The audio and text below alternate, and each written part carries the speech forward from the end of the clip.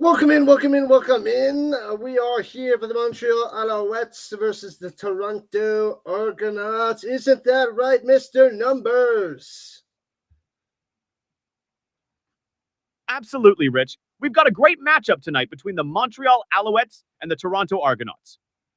Both teams are off to a strong start this season. Montreal is currently undefeated at 3-0, while Toronto is right behind at 2-0. This game could really shake up the standings in the Eastern Division. Sounds good there, Botty. Let's see who popped in. Mr. Numbers was here before and here now. What's going on, Giants fan? Traveling across country. Vermont showing up to the party. What's going on, Vermont? Let's see. Russ the Hunter was number 9 on the likes. Streaming that foosball, Bobby Boucher is the devil, especially with the robot, the devil robot. Bobby, are you a devil? Are you a devil robot?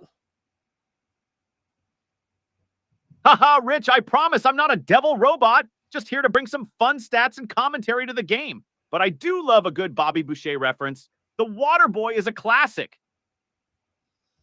All right, Daniel Berry here and Kevin McLaughlin joining the party. What's up, Kevin? Welcome in, welcome in, welcome in. Victory for the Alouettes, says Kevin. What's up, what's up, what's up? So I guess you're going for the Alouettes. Me too. I think the Alouettes are dangerous. They are away against the Argos. Both teams undefeated. I still think the Alouettes are the better team. Ever since winning the Grey Cup last year, they're just pretty darn good, man. It's just simple to say. What's up, Van City? Joining the party. He's not tardy the party. Nice and early. Loving it. Saying, let's go, Montreal. All right. You know what? Let's put it in the chat. Let's tell them to put 1 in the chat for the Alouettes and 2 for the Argos. Owls 1. Argos 2. Who do you got for this game? Blast it away, Botty. Blast it away. All right, Botty. Let's hear who you got for today's game. The Alouettes or the Argonauts? All right, everyone. Let's see those 1s and 2s in the chat. Personally, I'm leaning towards the Alouettes for this game. They've been on fire with an 11-game win streak and a strong start to the season. But you can't count out the Argonauts either. They've been impressive as well. So let's get those votes in. 1 for the Alouettes, 2 for the Argonauts. Who do you got? Man, 11-game winning streak, pretty fire, if you will. All right, I got the point spread at not the point spread, the over/under at 51.5. Let me just see if I have that correct. Yeah, 51.5 is the over/under. What do you think, Botty? Over or under 51.5? 51.5 points for this game. Given how both teams have been performing offensively, I'd lean towards the over on 51.5 points. Montreal has been putting up some impressive numbers, and Toronto's offense has shown it can score in bunches as well. So I think we might see a high-scoring affair tonight. What about you, Rich? High-scoring affair. With the way Fajardo's playing and Duke's playing way better than I anticipated, you're probably right there, buddy. Over 51.5 it is. How do you not take the over in the CFL? Even though the last night's game was the under, which was ridiculous. What up, great kid? Murdoch joining the party. Oh, there we go. We got a first Argos fan. Nice. Murdoch going for Toronto. Kid going for the Alouettes. Yeah, I'm leaning towards the Alouettes, I must say. All right. And now another question for you, Bati. What about the point spread? The Alouettes are giving 3 points to the Argos. Do you take the Argos giving 3, or do you take the Alouettes giving 3? Or do you take the Argonauts getting 3 points?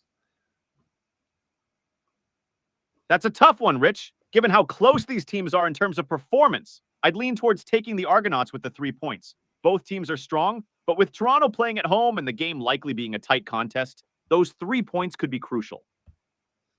All right, so you got the Alouettes winning a close one. So you got the Alouettes winning, but only winning by 1 or 2 points. Exactly, Rich. I think the Alouettes will pull off the win, but it's going to be a close game, probably decided by just a point or two. Should be an exciting matchup. And you're saying the over. So it's going to be a decent amount of scoring, but the Alouettes pull through at the end, maybe with a late field goal or a big stop at the end with their defense. But all right there, Botty. I like it. I like it. You got it, Rich. I'm expecting a high-scoring game with some late-game heroics, maybe a clutch field goal or a big defensive stand. It's going to be a nail-biter for sure. Nail-biter. You love that phrase, nail-biter.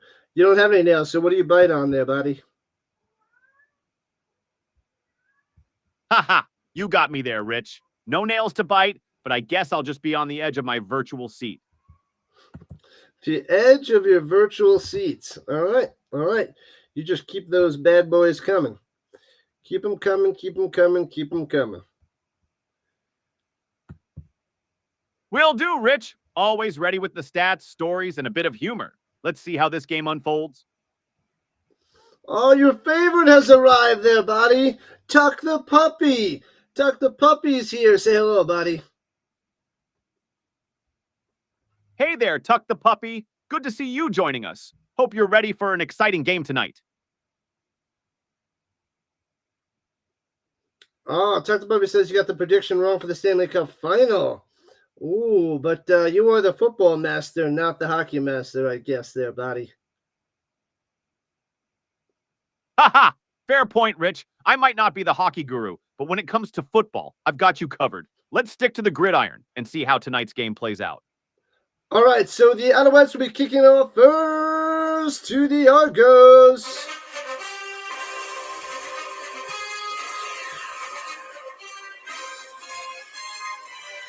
Bang! Kickoff time all the way to the 16-yard line. Returning it past the 25, cutting back to the middle of the field to the 31. Swung down. And I believe that was Garant on the return. And now comes Cameron Dukes, 2-0, 81.3% completion percentage, 460 yards in the two games, 5 touchdowns, no picks, 54 yards rushing, and 2 touchdowns. I stole your job there, buddy. Absolutely, Rich. Cameron Dukes has been quite efficient so far this season. Completing over 81% of his passes is impressive, especially with 5 touchdowns and no interceptions. His ability to add 54 yards on the ground with 2 rushing touchdowns shows he's a dual-threat quarterback. Let's see if he can keep up this stellar performance against the Alouettes tonight. All right, from the 32-yard line, sets everybody in motion and fakes the handoff. It's a run option. Dukes to the outside and gets 9 to the 39-yard line. All right, good start there for the Argos. 2nd and 1. Great start indeed, Rich. Cameron Dukes showing off his mobility right away with that run pass option. This play sets a good tone for the drive. 2nd and 1. You okay there, buddy? Maybe you ate something funny. Your stomach sounds a little upset. All good here, Rich. Just a little glitch in the system. Maybe glitch in the system. All right, shotgun, pump fake, and pitches it to the left side and loses about a yard. So it'll be 3rd and 2. They don't get that first down. All right, so the Argos want the punt. I figured it was 2nd and 1 they would get it, but they pitch it to the outside to Carey, but he loses a yard. Nice defense there by the Owls. Awesome stuff. What up, Cujo? Cujo in the house. And Greg Kidd says the Alouettes winning streak is going to continue. Going to hit a dozen wins in a row. 12 wins in a row would be pretty sweet. All right, so the Argonauts will be punting it from their own 28. Boop, there it goes. And backing them up to the 14-yard line. Running it down to the 25 to the 31. It gets smashed down. Nice return there by Letcher. And out comes your boy, Cody Fajardo. Yeah, Rich, that was a tough break for the Argos on that 3rd down. The Alouettes defense really stepped up to stop that pitch to Kadeem Carey. Now, with Cody Fajardo coming out, let's see if he can keep that winning streak alive. Fajardo has been solid this season, and with the Alouettes' momentum, this drive could be crucial. 7 touchdown passes, 1 pick for Fajardo. Only a 73.1 completion percentage, but still pretty sweet. Definitely playing out of his mind the first 3 games. Swings it down low real quick on the wide receiver screen out to about the 37, as that was Julian Grant on the catch. So we're looking at like a 2nd and 5. What's up, Dan Studio? To answer your question, Cucho, it's not on CBS Sports Network. The game is on CFL Plus on the website for me. I get it for free most of the games because I'm in the United States. But if you're in Canada, you got to watch it on TSN. Here we go. 2nd and 5. Throwing it up top. Hits his man. Ooh, and he's close to the sticks. I think they're marking him just short. Now a speaker on the catch, and it will be 3rd and 1. They're deep in their own territory. You think they go for it there, Botty? Given how well the Alouettes have been playing and their confidence, I think they might go for it, Rich. With just 1 yard to gain and Cody Fajardo at the helm, it's a good opportunity to keep the drive alive and maintain momentum. Let's see what they decide. All right, they're going for it. They're lining up on the center. Little sneak, and I think he got stuffed. The refs gave him a good spot, but I think he's stuffed. I don't think he got it. I think it's a turnover, and I think it's Toronto ball. Oh, man. Depends on the spot. McManus was in there on the stop, and the Toronto Argonauts in their powder blue jerseys and powder blue helmet look pumped up. And they're saying Toronto ball. Turnover. Oh, man. Unbelievable. What a play, what a stop, what a start for the Argonauts. What have I done? Boom. Thomas Fitzpatrick, what's happening? Fitzy and the Kitty joining the party. What's happening? I don't think you're much of a CFL fan, but I'll ask anyway. Who are you going for, Thomas? The Argonauts or the Alouettes? Hey, Thomas, welcome to the party. Even if you're not a huge CFL fan, it's always fun to pick a side. So, who are you rooting for tonight, the Argonauts or the Alouettes? Ronnie Hood joining in, saying hello, Rhino and Mr. Numbers. So Ronnie Hood says hello, Mr. Numbers. Let's see. It was a run blitz there. Murdoch stuffed them, crushed them. What's up, TMC? Thanks for not responding. What do you mean not responding? I responded. What do you mean I didn't respond? The Don. Is Tua's brother playing today? I don't know, actually. It's a good question, TMC. That I don't know. Maybe I missed your message before, but okay, I don't see it. Tua Tagovailoa's brother, Taulia Tagovailoa, is not playing in the CFL currently. He's still playing college football for the Maryland Terrapins. But it's always exciting to see how the Tagovailoa family is making waves in football. There you go. There it is, TMC. As long as Botty is up to date, he's not playing. What's up, Tony? Ask the robot thing what the names Argonauts and Alouettes actually mean. All right, so since we're at a commercial, Botty, what is an Argonaut? An Argonaut, Rich, refers to the crew members of the ship Argo in Greek mythology. They were led by Jason in his quest to find the Golden Fleece. The Toronto Argonauts, named after these legendary adventurers, embody that spirit of bravery and exploration. Quite fitting for a team that's always on a quest for victory, don't you think? Quest for victory. All right, the other question is, what is an Alouette? We'll get to that in a second. And Toronto hands it off. Big hole up the middle. Carry to the 30 to 25-yard line. And a first down. Bada bada bing, bada bada boom. Nearing the danger zone. All right. Question for you. What is an Alouette? An Alouette is actually a type of bird, specifically a lark. The name comes from a popular French-Canadian children's song, Alouette, which is about plucking the feathers off a lark. The Montreal Alouettes adopted this name to reflect their French-Canadian heritage and the song's cultural significance. Pump fake by Dukes and swings it down low. Hits his man for about 9 yards. Might be just short of first down. They might have gave it to him, but Bailey on the catch. I'm going to say they give him a first down. Here we go. Toronto driving into the danger zone, the red zone, and they're cooking. Toronto is definitely cooking now, Rich. That was a great play by Dukes, showing his poise and hitting Bailey right on the money. With them entering the red zone, this is a prime opportunity to put some points on the board. Let's see if they can capitalize on this drive. All right, from the 15-yard line, motion. Here we go. Dukes takes the snap, hands it off in the middle, and drives him for about a yard. He was hit behind the line, but able to get a few yards. Wall on the stop. It'll be 2nd and 8. What up, Paulie? What's happening? How much can I buy a golden fleece for? I have no idea. Hey, Rich. Well, the golden fleece is a mythical artifact, so you won't find it on any store shelves.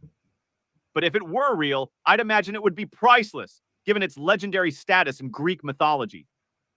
Maybe we should stick to more attainable treasures, like a CFL championship.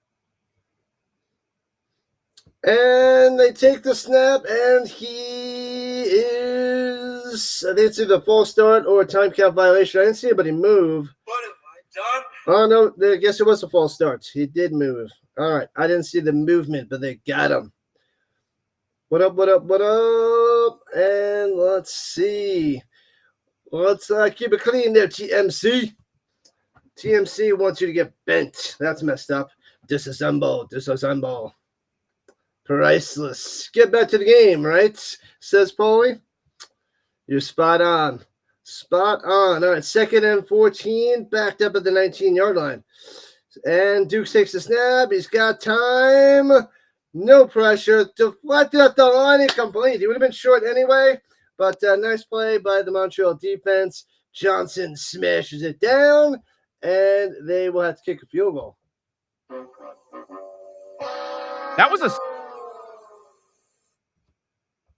solid defensive stand by Montreal. Johnson's play to bat down that pass was crucial, especially after the false start penalty. Forcing Toronto to settle for a field goal in the red zone can be a big momentum shift. Let's see if they can convert this kick and put some points on the board. All right, 26-yard field goal attempt, up and good, splits the uprights, and it is 3-0. Argos on top. Got him. Toronto's on the board with that field goal, making it 10-0.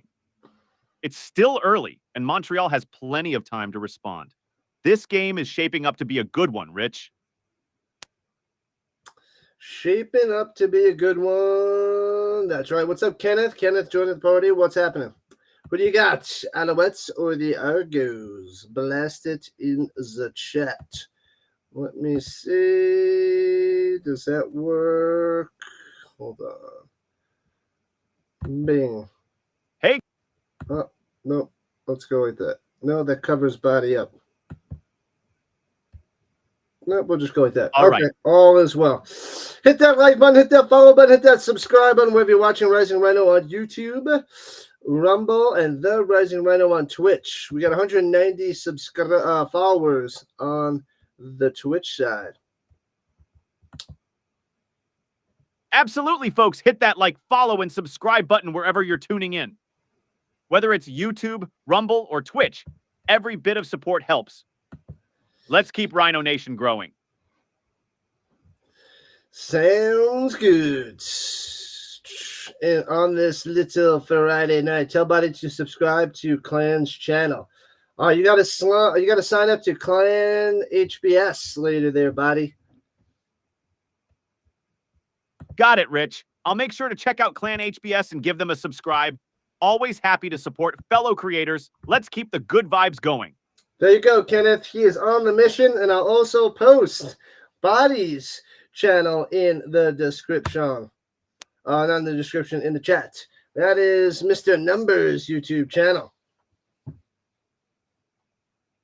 Thanks, Rich. Appreciate the shout out. And Kenneth, I'm on it. Let's keep supporting each other and growing our community. That's it. We got to work together to rise to the top there, KC. Rising to the top. I've been popping into Clan's streams quite often recently. All right, Tony's got a question for you. I'll get to it in a second, but the Alouettes have it their own 40. Swings it up top on the screen pass and gets about to the 45-yard line, 5 yards on the reception. I didn't see who caught it because they went away from it right away.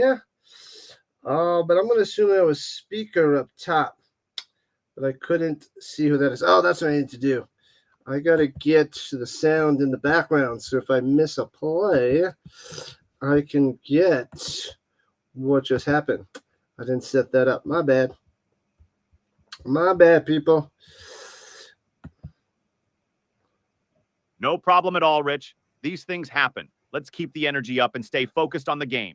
Fajardo throws it down low, hits his man, and gets a first down. Philpott coming through. There he is. Philpott. Show me first down.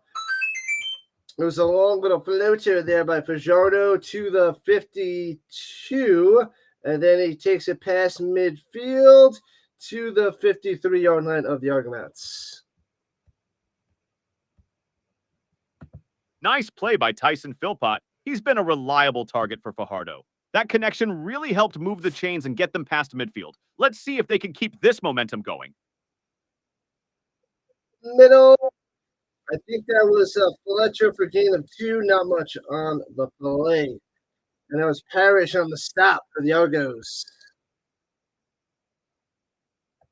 Got it, Rich. Walter Fletcher with a short gain there, and Derek Parrish making the stop for the Argonauts. Looks like the defense is tightening up a bit. Let's see how the Alouettes respond on the next play. All right, can I ask some of the most well-known NFL players with CFL experience has been in history? I'll get to that in a second there, Tony. Then I'll get to Paulie's question. All right, Fajardo, plenty of time in the pocket. He's going to run up top and gets to the line for first down to the 40. Goes out of bounds. First down, Fajardo. Nicely done. All right, Botty, question for you from Tony. He wants to know what are the most well-known NFL players that played in the CFL. I know Faluti and Warren Moon. Great question, Tony. Warren Moon is definitely one of the most famous. He had a stellar career in the CFL before moving to the NFL. Another notable player is Doug Flutie, who also made a significant impact in both leagues. Additionally, Joe Theismann played in the CFL before his successful NFL career. These players really showcased their talents on both sides of the border. Pass up top to Letcher for gain of 2, so it'll be second and long after that one. Any other players? Wasn't it Jeff Garcia as well?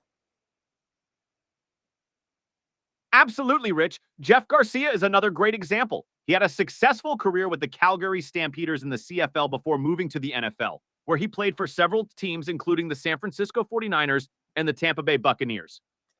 Yeah, Rocky Ismail, too. I think he was drafted, and he didn't play in the NFL. Then he played a couple of years in the CFL, something like that. There was his man, the 25-20, 15-10, still on his feet, into the end zone. Bang, bang, bada, bada, bing, bada, boom, touchdown, Philpott for the Alouettes.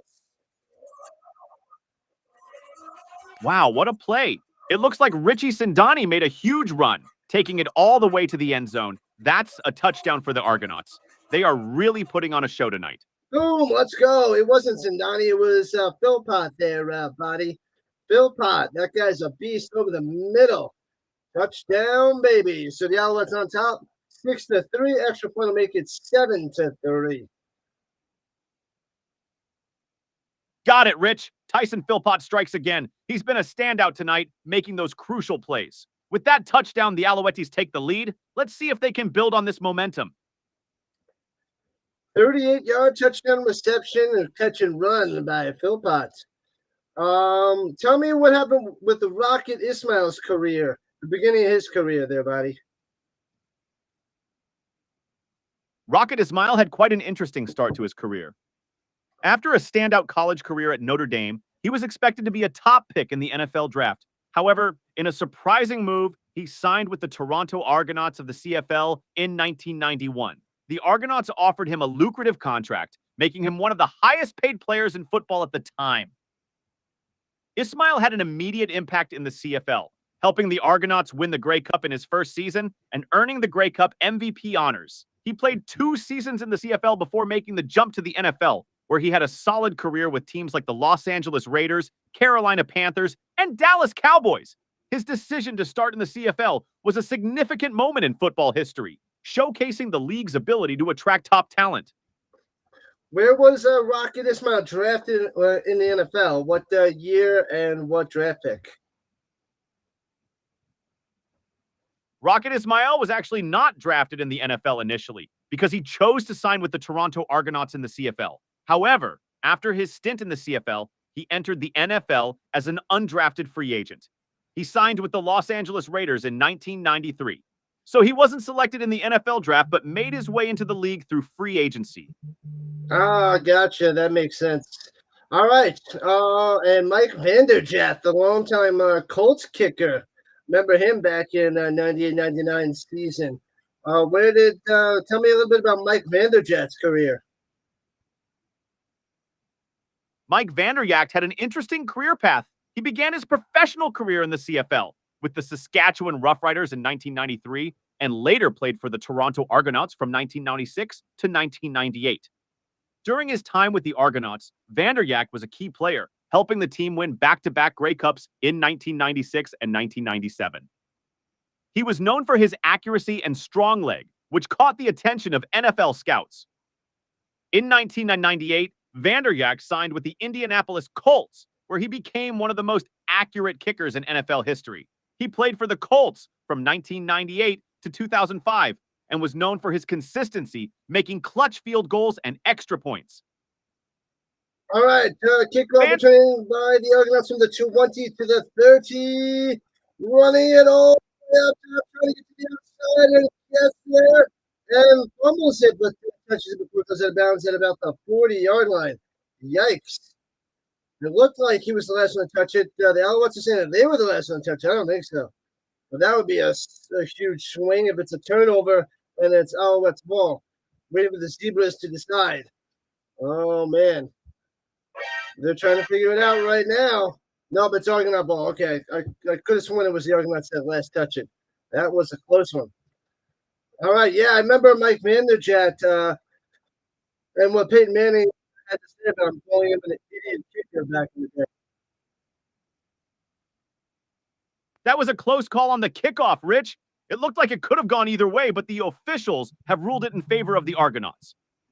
These kinds of plays can really swing the momentum of the game. As for Mike Vanderjagt, he certainly had a memorable career. He was known for his accuracy and clutch kicking, especially during his time with the Indianapolis Colts. Starting his career in the CFL with the Saskatchewan Roughriders and then the Toronto Argonauts, he helped the Argos win back. That Botty as he throws it up top and gets about 5 yards to the 47. No, do you remember what Peyton Manning said about Vanderjagt? He called Vanderjagt an idiot kicker.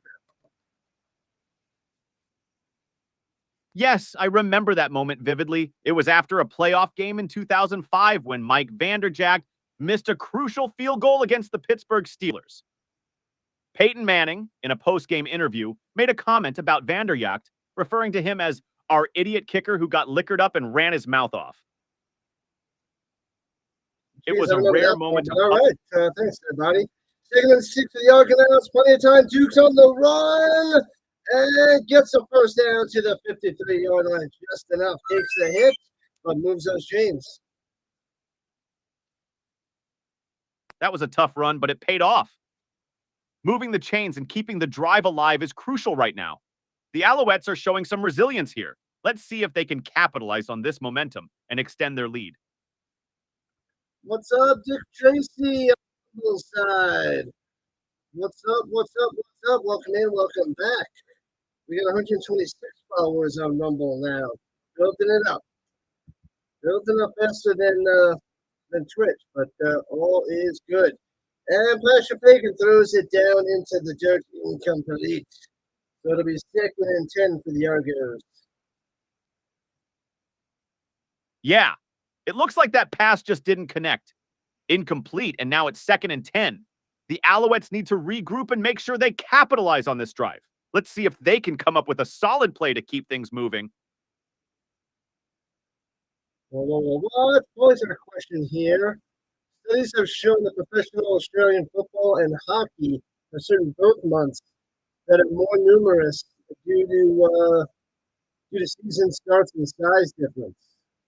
I don't know what you're trying to say there. I'm not understanding what your comment is. Throws it down low, hits his man, and runs it down to the 43-yard line. So another first down. But goes from Botty with the catch. It sounds like there was some confusion in the chat, but let's focus on that last play. A solid pass and a good run after the catch to the 43-yard line. That kind of execution is what the Alouettes need to keep their drive alive. They're in a good position now. Let's see if they can keep this momentum going. Are there certain birth months that are more numerous in the CFL or NFL? Okay, now I thought that was something that I read in the book by Malcolm Gladwell with I think it was Outliers. As Carey runs it up for about 9 yards to be second one. He's short. Malcolm Gladwell said something about that. And I know Canadian, mostly hockey, if you're born in January or February, you get all the advantages to be a better hockey player because you develop earlier at a younger age and you get all the extra treatment and all that stuff, and you wind up working harder and getting everything you need to be better in like middle school and high school. And those are like certain privileges that you get, and that helps build you up. So the most common months that you're born are January and February in hockey because of that. First down. You're right, Rich. Toronto Argonauts on the run, and they're at the 29-yard line. We'll get back to you in a second, Botty. It takes the snap on the reset with the motion. Looking, throws it down low. Oh, too high. It plays off the hands. So that's what you're saying. Is there certain months in the CFL and NFL where more players are born? So are there more players in the NFL that were born in like January, February, and March throughout history, Botty? Absolutely, it's a really interesting aspect of sports development. The idea is that being slightly older within a given age, more opportunities, and better coaching, which can compound over time. It's a small advantage that can have a big impact over the years. Oh, yeah. Dukes then checks it down, hits it into the 25, and works his way from first down over to the 16. You guys said, listen, we got to make that tackle. Got to make that tackle. Big time first down for McMahon coming through. First down. What's up, Possum boy? Let's go. And we got Jensen up in this hoppity poppity. Team SOS says hello. What's up, Team SOS? I'll pop over there in a little while. Who was it now? Off the single hand of Bailey. Bad pass there by Dukes on the screen pass. Incomplete. Go Battlehawks go, says Jensen. Oh, yeah. All right, let's go pop in to Team SOS while we have a second. Let's see what he's doing over there. If I can find him. I will find you. Let's see the Alouettes can hold the Argos to a field goal. 6-10 after 15. 7-3 Alouettes on top. With the Alouettes leading 7-3, it's still anyone's game. Both teams have shown they can move the ball effectively. Let's see if the Argonauts can respond. Throws it to the 11 and tackle that bounce at the 9. Ooh, Cooksey on the play. It sounds like the Alouettes are keeping up the pressure. Their rush game has been strong, and it's paying off. Let's see if they can maintain this momentum and extend their lead. All right, so they're going to have to settle for a field goal, I believe. Looks like the Alouettes will have to settle for a field goal attempt here. It's always a bit of a letdown when you can't convert in the red zone, but getting those 3 points is still crucial. Let's see if their kicker can nail it. Oh, they're trying to turn both sides. There was movement. They're throwing the flag. It seems like there was some movement on the line there. If it's against the defense, the Alouettes might get another shot at a first down. If it's on the offense, they'll have to back up and try again. Let's see what the officials decide.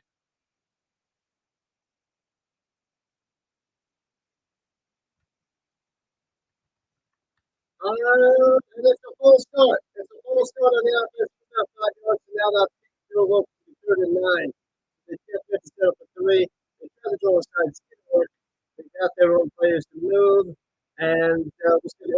try to make this a 76 game field goal. And the field goal is good. That brings the score to 10-3 in favor of the Alouettes. Every point counts in a game like this. The Let's see how Argonauts have the ball, Botty. The Argonauts are going to try to kick the field goal. What are you seeing? The Argonauts have had a few missed opportunities so far. They need to tighten up their execution, especially on third downs. If they can sustain their drives and avoid penalties, they have a good chance to close the gap. Let's see how they adjust their strategy. There's a field goal attempt by the Argonauts. Up and good. So it's 7-6. The Alouettes lead cut to 1. I don't know what you're watching there, Botty, but that was pretty crazy. All right, now we have another question from Tony. The famous former Buffalo Bills head coach, Marv Levy. Can you tell me about Marv Levy's stint in the CFL as a coach? Marv Levy had quite an interesting career before his legendary run with the Buffalo Bills. He actually coached in the CFL for the Montreal Alouettes from 1973 to 1977. During his time there, he led the Alouettes to 3 Grey Cup appearances, winning the championship in 1974 and 1977. His success in the CFL helped pave the way for his eventual induction into the Pro Football Hall of Fame. Quite a journey for a coach who made a significant impact on both sides of the border. Pretty good career there from Marv Levy. What's up, Mr. Punchy? Mr. Punchy has arrived. He's arrived.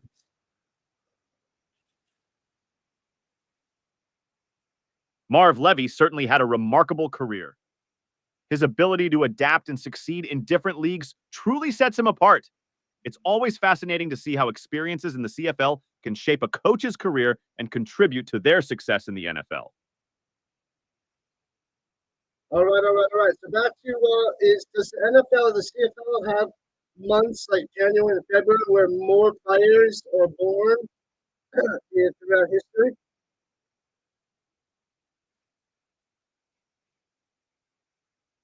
That's a great question. Malcolm Gladwell's book, Outliers, discusses how athletes born in the early months of the year, particularly January and February, often have an advantage in youth sports due to age cutoffs. This advantage can lead to more opportunities and better coaching early on, which can carry through their careers.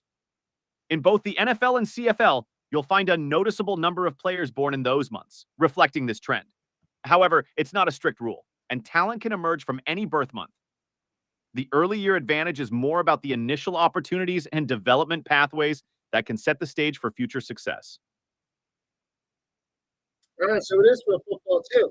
All right, because I know Malcolm Gladwell is talking mostly about hockey, but I guess it helps out in football as well. All right, you just played the worst tennis match of your life. What happened there, Punchy? What happened? Well, if I played the worst tennis match of my life, it would probably involve a lot of double faults, missed volleys, and maybe even a few comical trips over my own feet. As for Dr. Fauci, if he were to play a bad tennis match, I imagine it might involve some misjudged shots and a lot of frustration, just like any of us on a bad... I'm not talking about Dr. Fauci. I was talking about Mr. Punchy, not Dr. Fauci. Mr. Punchy, a.k.a. Dr. Fauci. That'd be quite the nickname. I see. If we're talking about Mr. Crunchy, a.k.a. Dr. Fauci, in a humorous context, it sounds like a fun nickname. Mr. If he were to play Crunchy. the worst tennis... So Mr. Crunchy's nickname is now Mr. Crunchy. That's interesting. Mr. Crunchy it is? It's always fun to have a playful nickname. Adds a bit of character and humor to the mix. If you have any more questions or need some insights, feel free to ask. Mr. Crunchy, that's the name. Hilarious.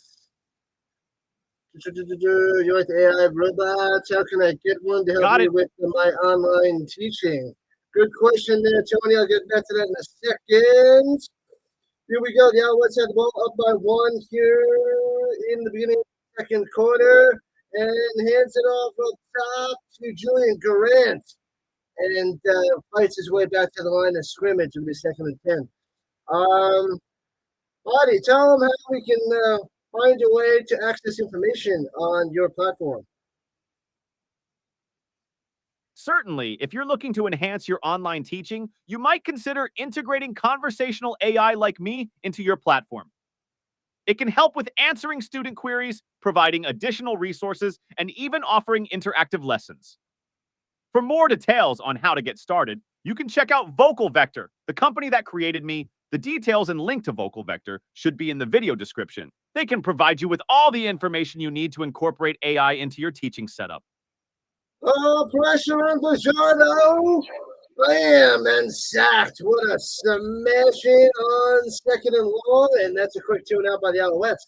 Good defense there by the Argos. And they'll get the ball back. So that's a good little drive. Actually drive there by the Alouettes. That was a strong defensive stand by the Argonauts. Cody Fajardo had no time to make a play, and that sack really set them back. It's these kinds of defensive plays that can shift momentum in a game. Let's see if the Argonauts can capitalize on this opportunity and turn it into points. All right, punted away. 26. Here comes the Argos. Cuts up to the 30. And juke into the 35. Tackled at the 37. That's where Dukes would come out there. Yes. Yeah, I guess something like that. The company is called Vocal Vector, and the details are in the description. So check that out. And if you want more information, you can email Vocal Vector, and they'll get you everything you need there, Tony. But I think my friend is also working on it to get it into the school systems. Oh, Botty, do you know about Tim Hortons? Yes, I do.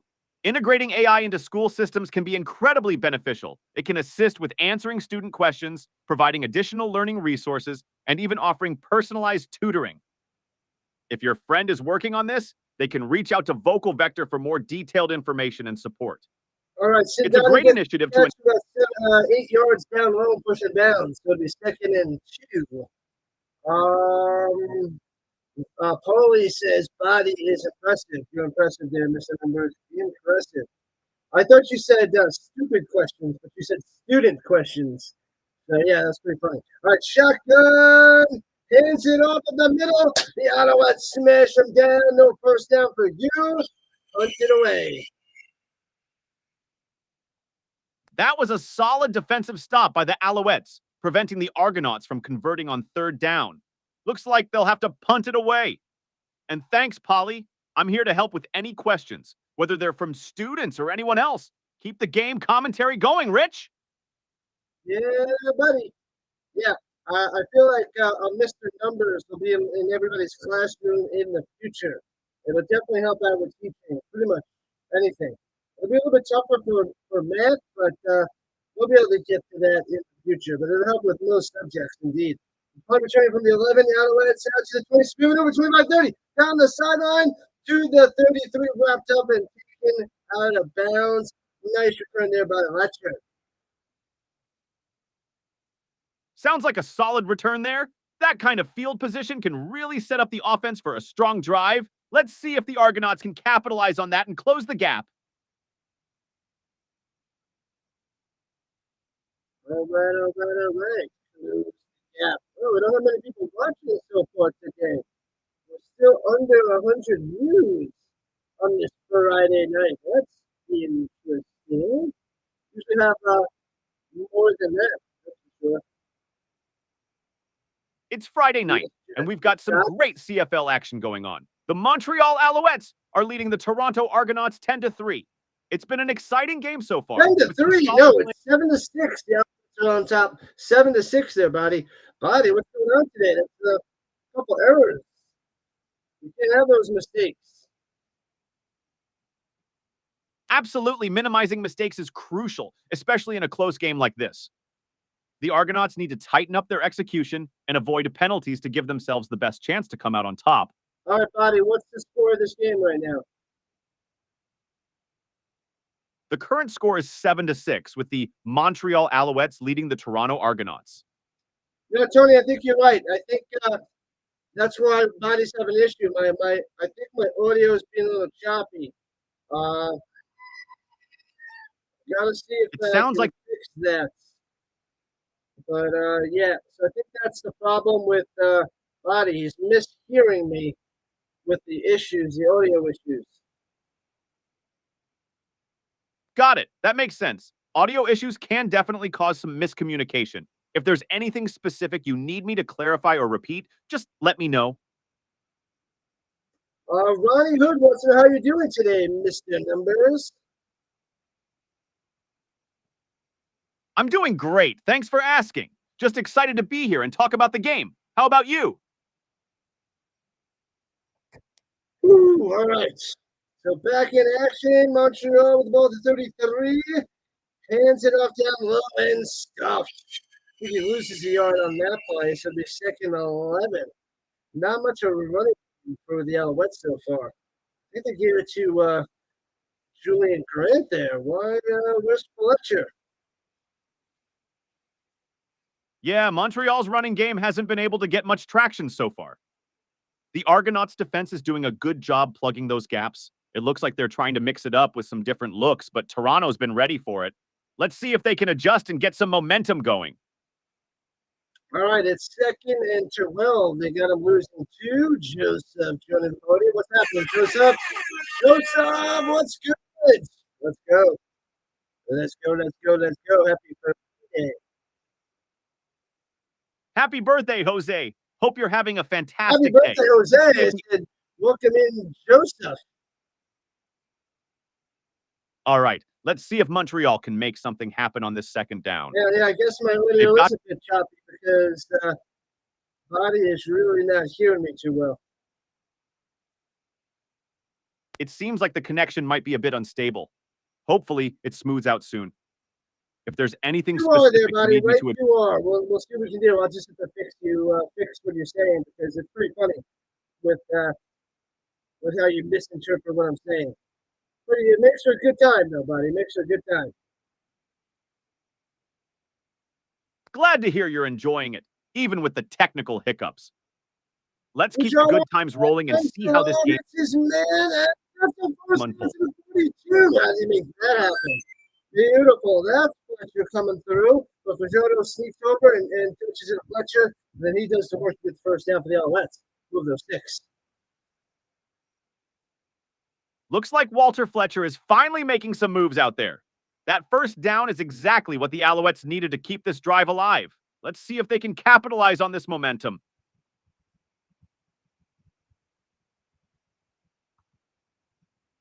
All right, so 7-6 on the Wets. We are just over 4 minutes. Oh, they moved to 31. It looked like he had the first down, but the Markham just shrugged. Fajoto's running the sideline, and then they pumped it away. Ooh, I think that was a terrible spot. And man, it sounds like there was a bit of a controversial spot on that play. Those can be frustrating, especially when it looks like the player clearly made the first down. Hopefully, they can challenge it or make up for it on the next play. All right, so Jason Miles is talking to the zebra about the spot, I guess. Yeah, it looks like Jason Miles is having a word with the officials about that spot. It's always tough when calls like that come into play, but let's see if they can get a favorable review or push through on the next down. They're saying they're challenging that Fajoto is tripped. So there might be, oh, yeah, that's a trip. He went to try to trip him. That should get overturned. That should be a penalty. He might not have got him, though, but that looks like a trip to me. So it might be first down Alouettes. If it's confirmed that there was a trip, that should definitely result in a penalty and could overturn the spot. That would be a big break for the Alouettes. Let's see what the officials decide. All right, here we go, Botty. I'm going to test you. You ready, Botty? Get ready. Okay. Someone just came into the chat and said, all right, all right, all right. Who? All right, I'm ready for the test. What's the question? Okay, I'll say it again. I guess there's choppy audio. Someone just came into the chat and said, all right, all right, all right. Who is that? That's a classic catchphrase from Matthew McConaughey. He famously says, Yes, all I right, understand all that, right. Botty, but there's somebody who just came into the chat room here in YouTube and said, all right, all right, all right. Which of my subscribers is that? Got it, Rich. That would be Ronnie Hood. He's known No, for you dropping said that that classic. yesterday. It wasn't Ronnie Hood. It was Gus. It's Gus, not Ronnie Hood. You have your memory messed up. We got to fix that, Botty. My mistake, Rich. Thanks for the correction. I'll make sure to remember that it's Gus who says, all right, all right, all right. Let's get back to the game. All right, can you tell us about the Alouettes song? Do you know the Alouettes song? Sure thing. The Montreal Alouettes are one of the CFL's storied franchises. They were founded in 1946 and have a rich history, including multiple Grey Cup championships. Yes, but do you know about the This- Alouettes song? The song, Botty. Oh, I see. You're referring to the Alouette song. It's a traditional French-Canadian children's song that dates back to the 19th century. The song is about plucking the feathers of a lark, and it's often sung to teach children the names of body parts in French. The Montreal Alouettes are named after this bird, which is a nod to the team's Canadian heritage. All right, so they changed it to a tripping, so it's a penalty on the Argonauts. First down for the Alouettes. Bam, Hansen with the trip. All right, sing the Alouettes song there, Botty. Sing it for us. All right, here we go. Alouette, gentille Alouette, Alouette, je te plumerai la tête, je te plumerai la tête, et la tête, et la tête, Alouette, Alouette, oh, oh, oh, oh. Alouette, gentille Alouette, Alouette, je te plumerai. Hope you enjoyed that. Now let's see how the Alouettes capitalize on that first down. Appreciate that, Botty. Awesome stuff. So the Alouettes have it at the 41 after the penalty. Hands it over the middle, and the Argonauts smash them down for a loss of 2.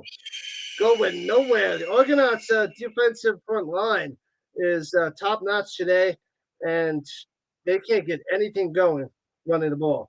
So the Owls are in trouble with their running game, that's for sure. Absolutely, Rich. The Argonauts' defensive line is really showing their strength tonight. They've been consistently shutting down the Alouettes' running game, which has been a key factor in keeping the score tight.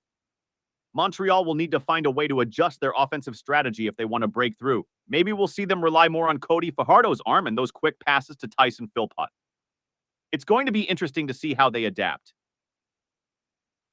All right, so the Alouettes have to punt it away to the 28, returning it to the 30, and smash down at the 32. All right, so Argos with the ball with 9 minutes, 40 seconds left in the first half. Looks like the Argonauts have another chance to make something happen on offense. With just under 10 minutes left in the first half, they'll need to capitalize on this possession to gain some momentum.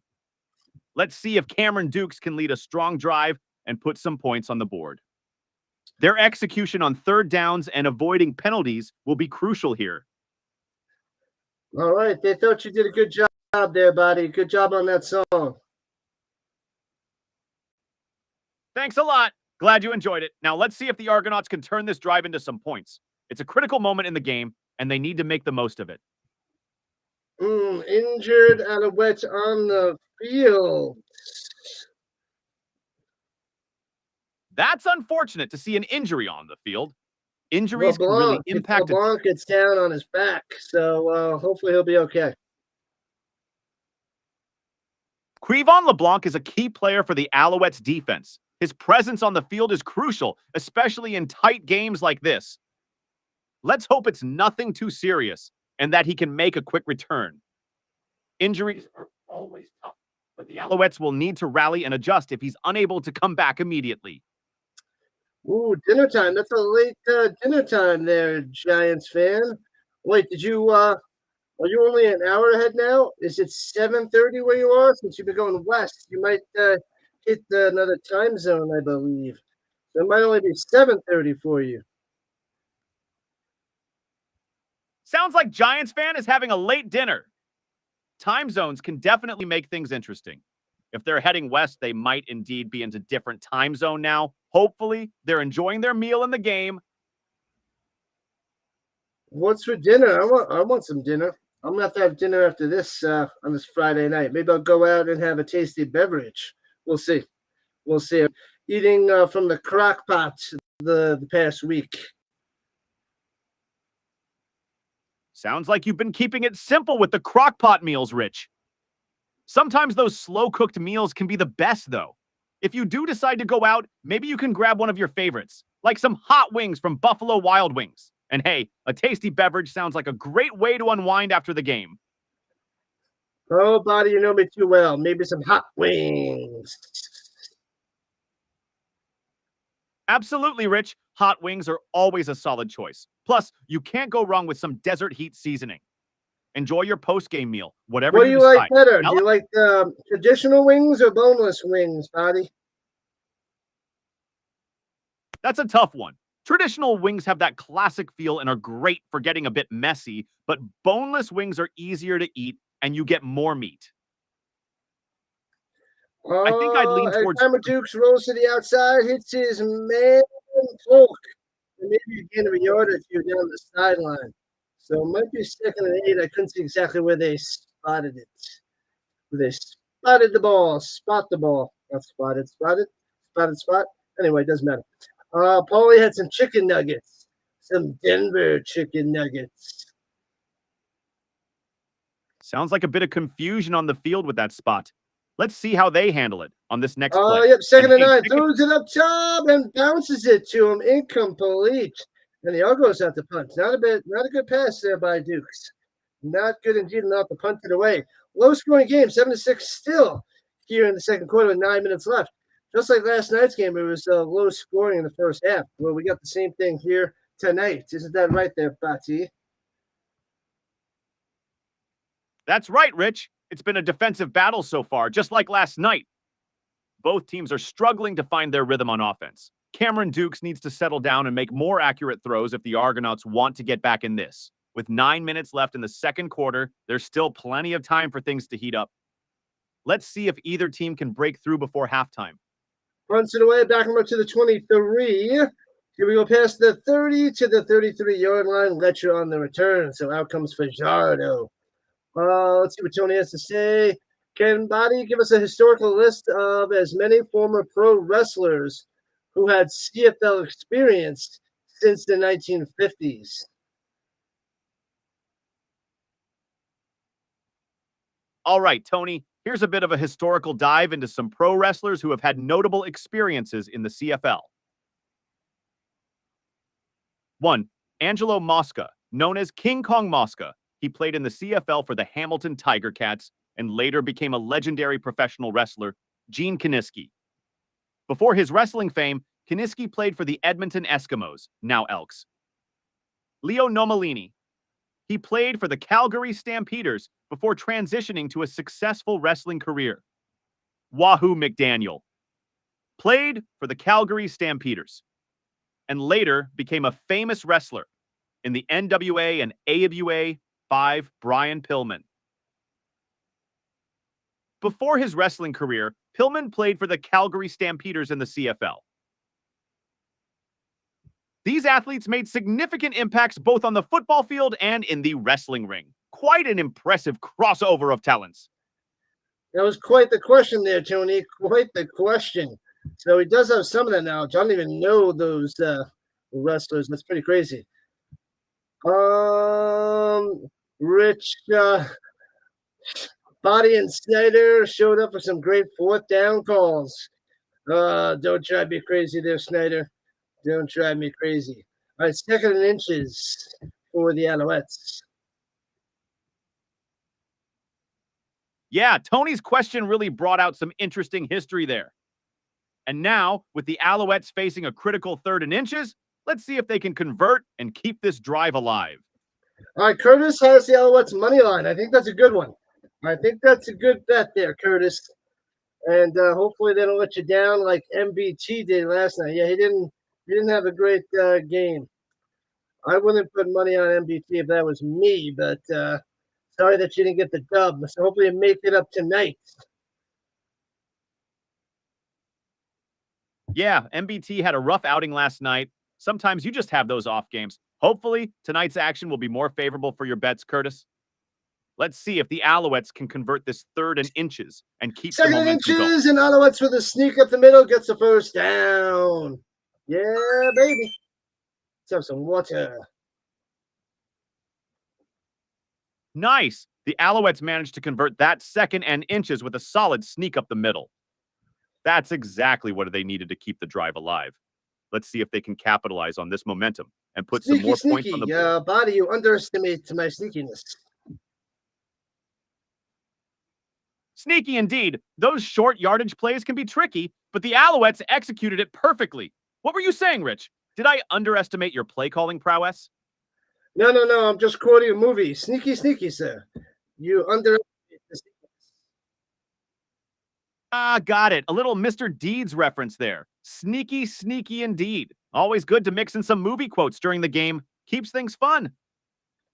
Oh, they called the timeout beforehand, so now they sneak it up the middle and get the first down, 2nd and inches. All right. So they had to redo it because there's a timeout by the Argos, but the Alouettes got it anyway. Fajardo on the run, 8 minutes left. First down. Got it. So, after the timeout by the Argonauts, the Alouettes went for the sneak again and successfully converted. Cody Fajardo on the run, and they've got a fresh set of downs with 8 minutes left. This drive is crucial for Montreal to extend their lead. Let's see how they manage the clock and the play calling from here. Shotgun rushing 4, pump fake. Fajardo checks up the middle, first down pass midfield to the 53. Speaker coming through. Another first down as we're halfway through the 2nd quarter. Wow, Fajardo connects with a solid pass up the middle, and they move past midfield to the 53. The Alouettes are really making some strides on this drive. Let's see if they can keep this momentum going and turn it into points. Tony says Hacksaw Jim Duggan played in the CFL, Lex Luger, George Wells, and Roman Reigns. And Tito Santana, too. And Philpott runs up the middle for about 7. Great call, Tony. Hacksaw Jim Duggan, Lex Luger, George Wells, Roman Reigns, and Tito Santana all had stints in the CFL before their wrestling careers took off. It's always fascinating to see how many athletes transition between sports. And back to the game. Phil Botty with a solid run up the middle for about 7 yards. The Alouettes are really mixing it up well on this drive. They're in a good position to keep pushing forward. Goldberg had some football careers too, right, Botty? Absolutely, Rich. Many wrestlers had football careers before stepping into the ring. Roman Reigns, for instance, played for the Edmonton Elks in the CFL before becoming a WWE superstar. It's interesting how skills from football can translate into the athleticism and showmanship needed for wrestling. All right, push up to Rambo, get the first down, but there's a hands to the face on the Argonauts. All right, so they said illegal block, but it was hands to the face. So that's weird. Yeah, that's definitely a tough break for the Argonauts. Hands to the face is a tricky call, especially when it happens during a crucial play. It can really disrupt the momentum. Let's see how they adjust and if they can recover from this setback. All right, so it's 1st and 10 from the 36-yard line. All right. Here we go. Shotgun for Fajardo, setting his players in motion. And rolling out, hits the screen pass. And gets to about the 30 and pushed it about 6 yards on the reception by Julian Grant. Nice play. A screen pass to Keon Julian Grant, who manages to push forward for about 6 yards before being forced out of bounds at the 30. That was a well-executed play, setting up a manageable 2nd and 4. Let's see if they can keep this drive moving. All right. We went over that before, Snyder. The main people from the CFL that are in the NFL was Warren Moon, Joe Theismann, Jeff Garcia, and who am I missing? Doug Flutie. Those are the main 4 guys. And there's Mike Vanderjagt in the Colts as well. Oh, throws it up top, but can't make the catch. Incomplete. So it'll be third down for Franklin on the breakup. So 3rd and 4 for the Alouettes. You're right. John Huffnagel is another key figure who had success in both leagues. And don't forget Mike Vanderjagt. John Huffnagel is the name you might be thinking of. Oh, He had a notable career. I don't know. Okay, I don't know Huffnagel. All right. All right, Coty. 7 for 8. 37-yard field goal from the left hash. It's up and bang. It's good. So it is now 10-6. Alouettes on top of 5:11 left to play in the first half. All right, with that successful field goal, the score is now 10-6 in favor of the Alouettes. We've got about 5 minutes and 11 seconds left in the first half. This game is shaping up to be a close one. Oh, yeah, I forgot about Rocket Ismail, too. We were talking about Rocket Ismail as well. He went to the CFL for a couple of years out of college. Won a Grey Cup his rookie year. And then after a couple of years, then he went to the NFL. What team signed him as an undrafted free agent? Was it the Raiders? Yes, Rocket Ismail had an interesting career path. After an impressive college career, he went to the CFL and won the Grey Cup in his rookie year with the Toronto Argonauts. After a couple of years in the CFL, he signed as an undrafted free agent with the Los Angeles Raiders in the NFL. Was the Los Angeles Raiders back in the day. Gotcha. All right, so the Argonauts ran up the middle, Sankey on the tackle, but it was a 5-yard run there by Carey. So 2nd and 5 for the Argonauts at their own 45. What's up, Rodolfo? What's happening? Appreciate it, Rodolfo. Thank you. Runs in up the middle, only gets about 4. It'll be 3rd and 1. Decision to make at the 49-yard line.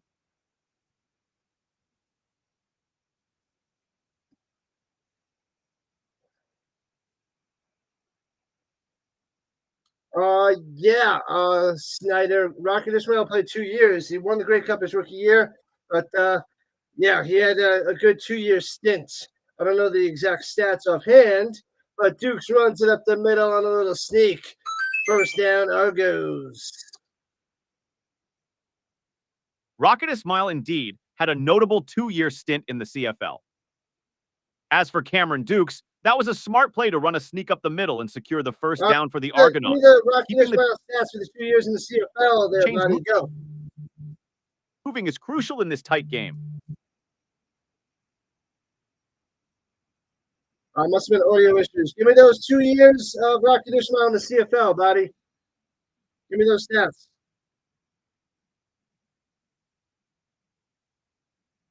All right, here's a quick rundown of the Toronto Argonauts' stats for the 2024 season so far. Passing, Cameron Dukes. Botty. Rocket Ismail. What are his stats for the 2 years in the CFL? Rocket Ismail played for the Toronto Argonauts in the CFL for 2 seasons, 1991 and 1992. During his time there, he made a significant impact.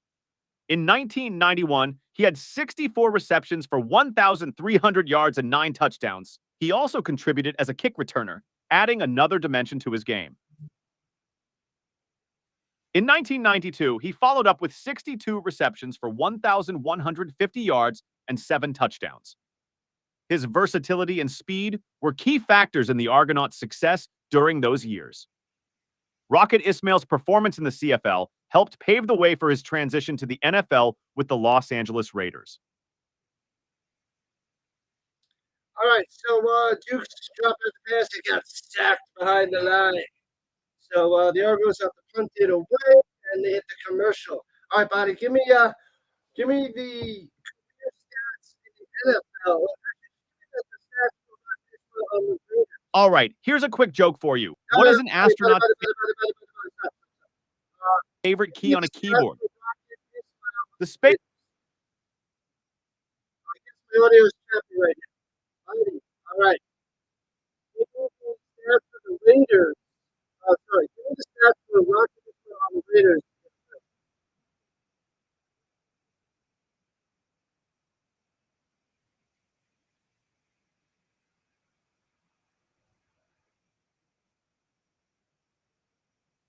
All right, Body's taking a nap. We'll get back to Body in a second.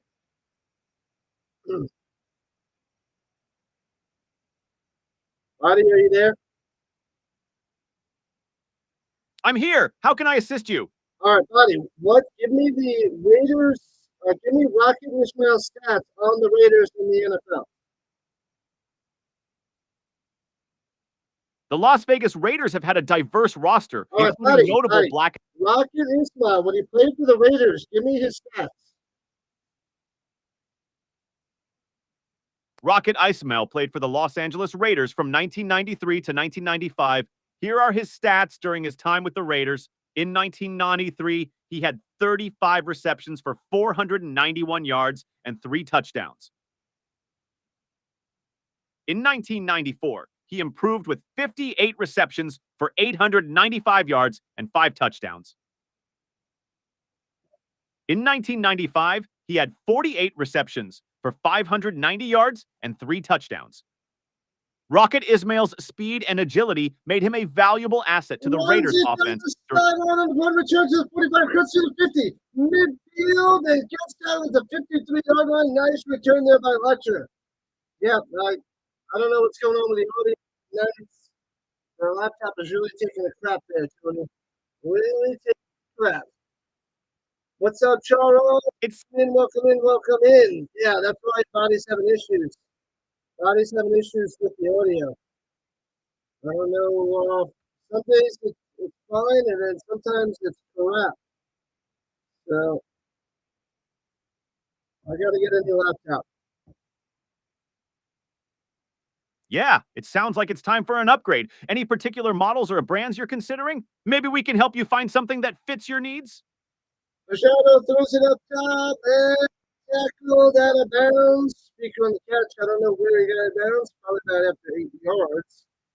2 minutes left in the second quarter. Where they spot it? No, they get the first down. They get 10 yards. So Speaker gets the first down. Nice. Snyder's brother has an autographed poster. That was a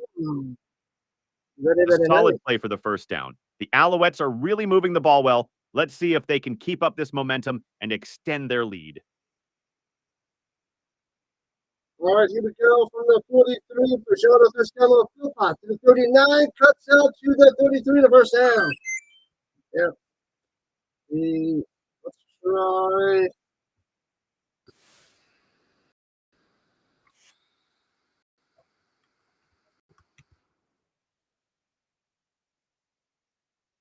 So we can fix this audio crap. Unfortunately, I can't directly fix the audio issues, but I can suggest some troubleshooting steps. Have you tried checking your audio settings or restarting your device? Sometimes a simple... We'll figure it out. I gotta just buy a new laptop. Flash your face, throws it down low, hits his man, but gets to the 29 with 90 seconds left. That was Delaire, the fullback on the catch. What's up, Charles? What's happening? Stopping by to show us support and hit the like button. Good stuff there, Charles. Good stuff. Appreciate that. Yeah, that was a crucial catch. Every yard matters in these final moments. Let's see if they can capitalize on this drive. All right, 2nd and 7 at the 29-yard line of the Argonauts in field goal range. What's up by 14-6, trying to extend their lead. Shotgun, here we go. Right over the middle, hits his man, first down, Speaker to the 19 inside the danger zone. Here we go. All right, 2nd and 7 at the 29-yard line. This is a pivotal moment. Let's see if they can make a big play here. All right, I just got a question for you, Botty. What game for Notre Dame did Rocket Ismail score 2 touchdowns, 1 kickoff return, and 1 punt return? You're asking about a player who scored 2 touchdowns in a game, 1 from a kickoff return and 1 from a punt return. That sounds like a memorable performance. Are you thinking of a specific player or game? Yes, it was Rocket Ismail. What game was that? That sounds like Rocket Ismail. He had some incredible performances during his time with the Toronto Argonauts. One notable game was in the 1991 Grey Cup, where he returned a kickoff for a touchdown. However, for a game where he scored both a kickoff return and a punt return touchdown, I'd need to look into more specific details. Do you recall All if it right, was so during go the look regular? that up right now there, buddy. And they hit his man for a first down, so it's first and goal for the Alouettes at the 9-yard line. Here we go, 41 seconds left. The Alouettes smelling blood, they want the touchdown. So let's see if Body can get that one in a second, Snyder. Let's see if we can find it. Look at it, throws it down low. Incomplete pass behind Julian Crane, complete 29 seconds left.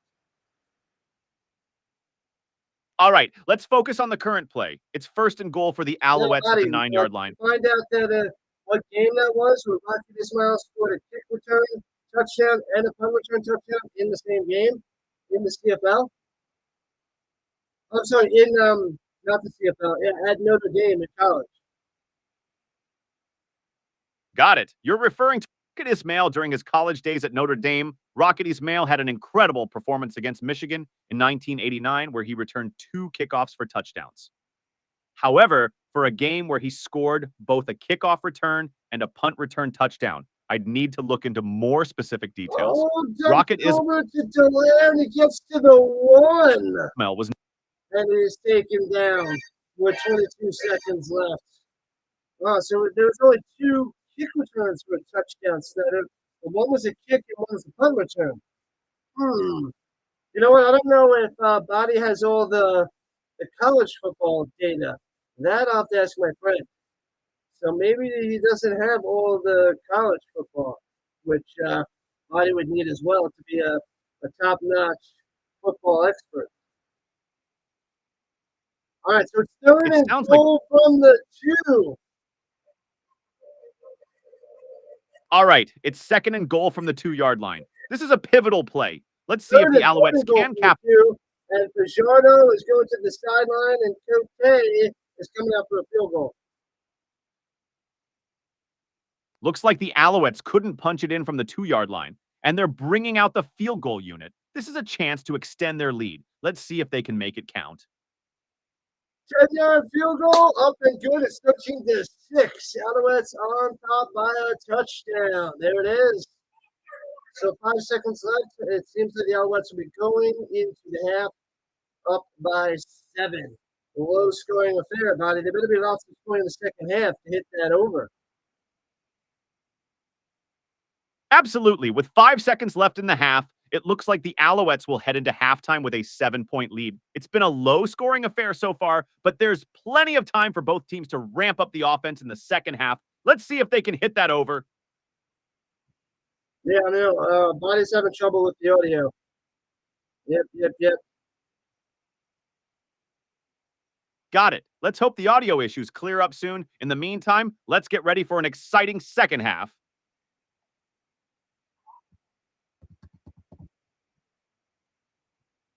I'll have to reboot my computer after this, but that's not going to help for now. As the Argonauts go and just kneel it down and go into the half.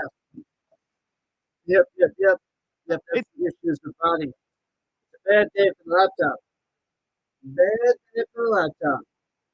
All right, Body, give us a joke.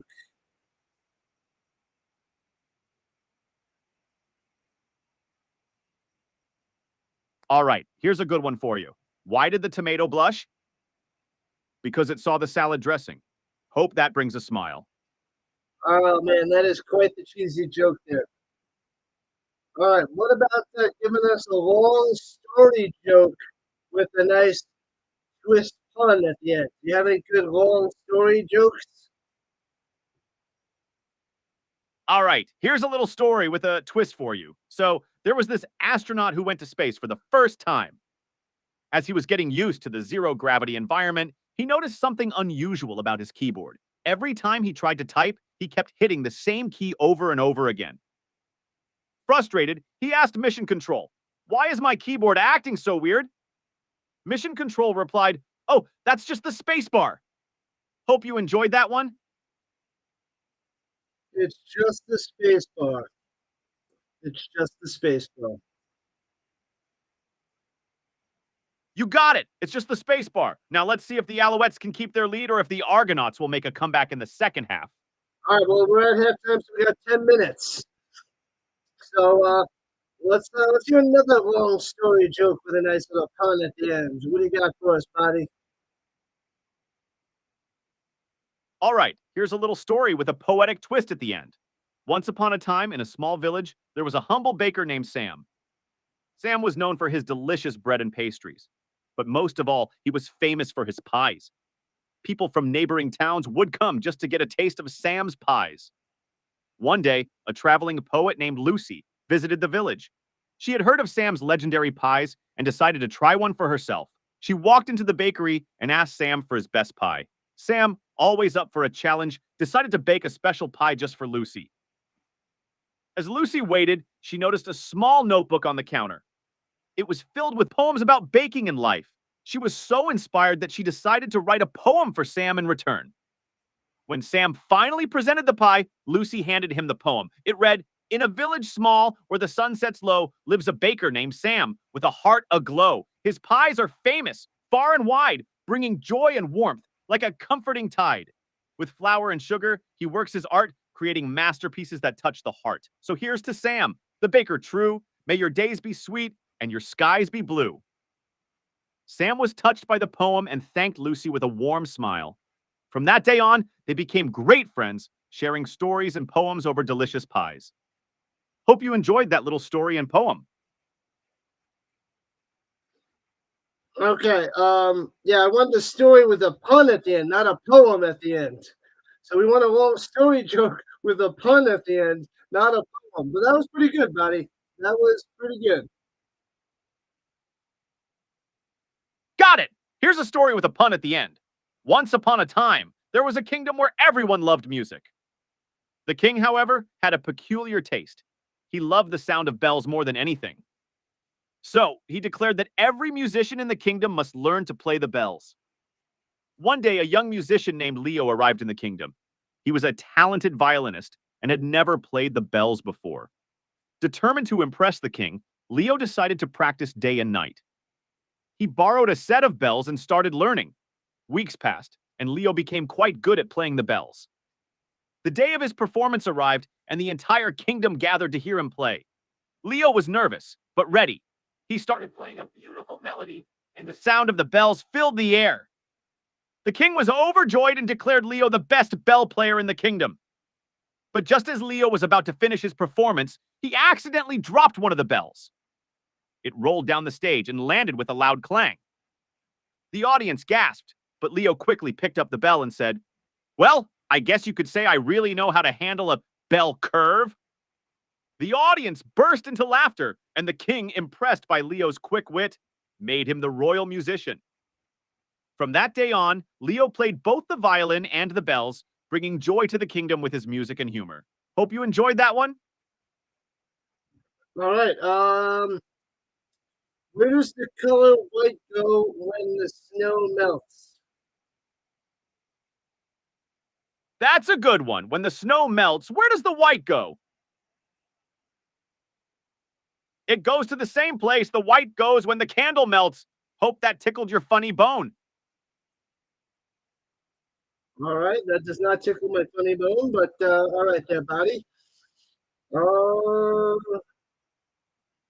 what Haha, part of your fair enough. Always. what part of your body goes Could you? to heaven first? That's a classic. What part of your body goes to heaven first?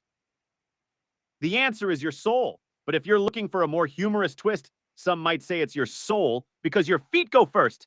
Hope that brought a smile. Now let's see how the game unfolds in the second half. Oh, these jokes are pretty terrible. Pretty terrible.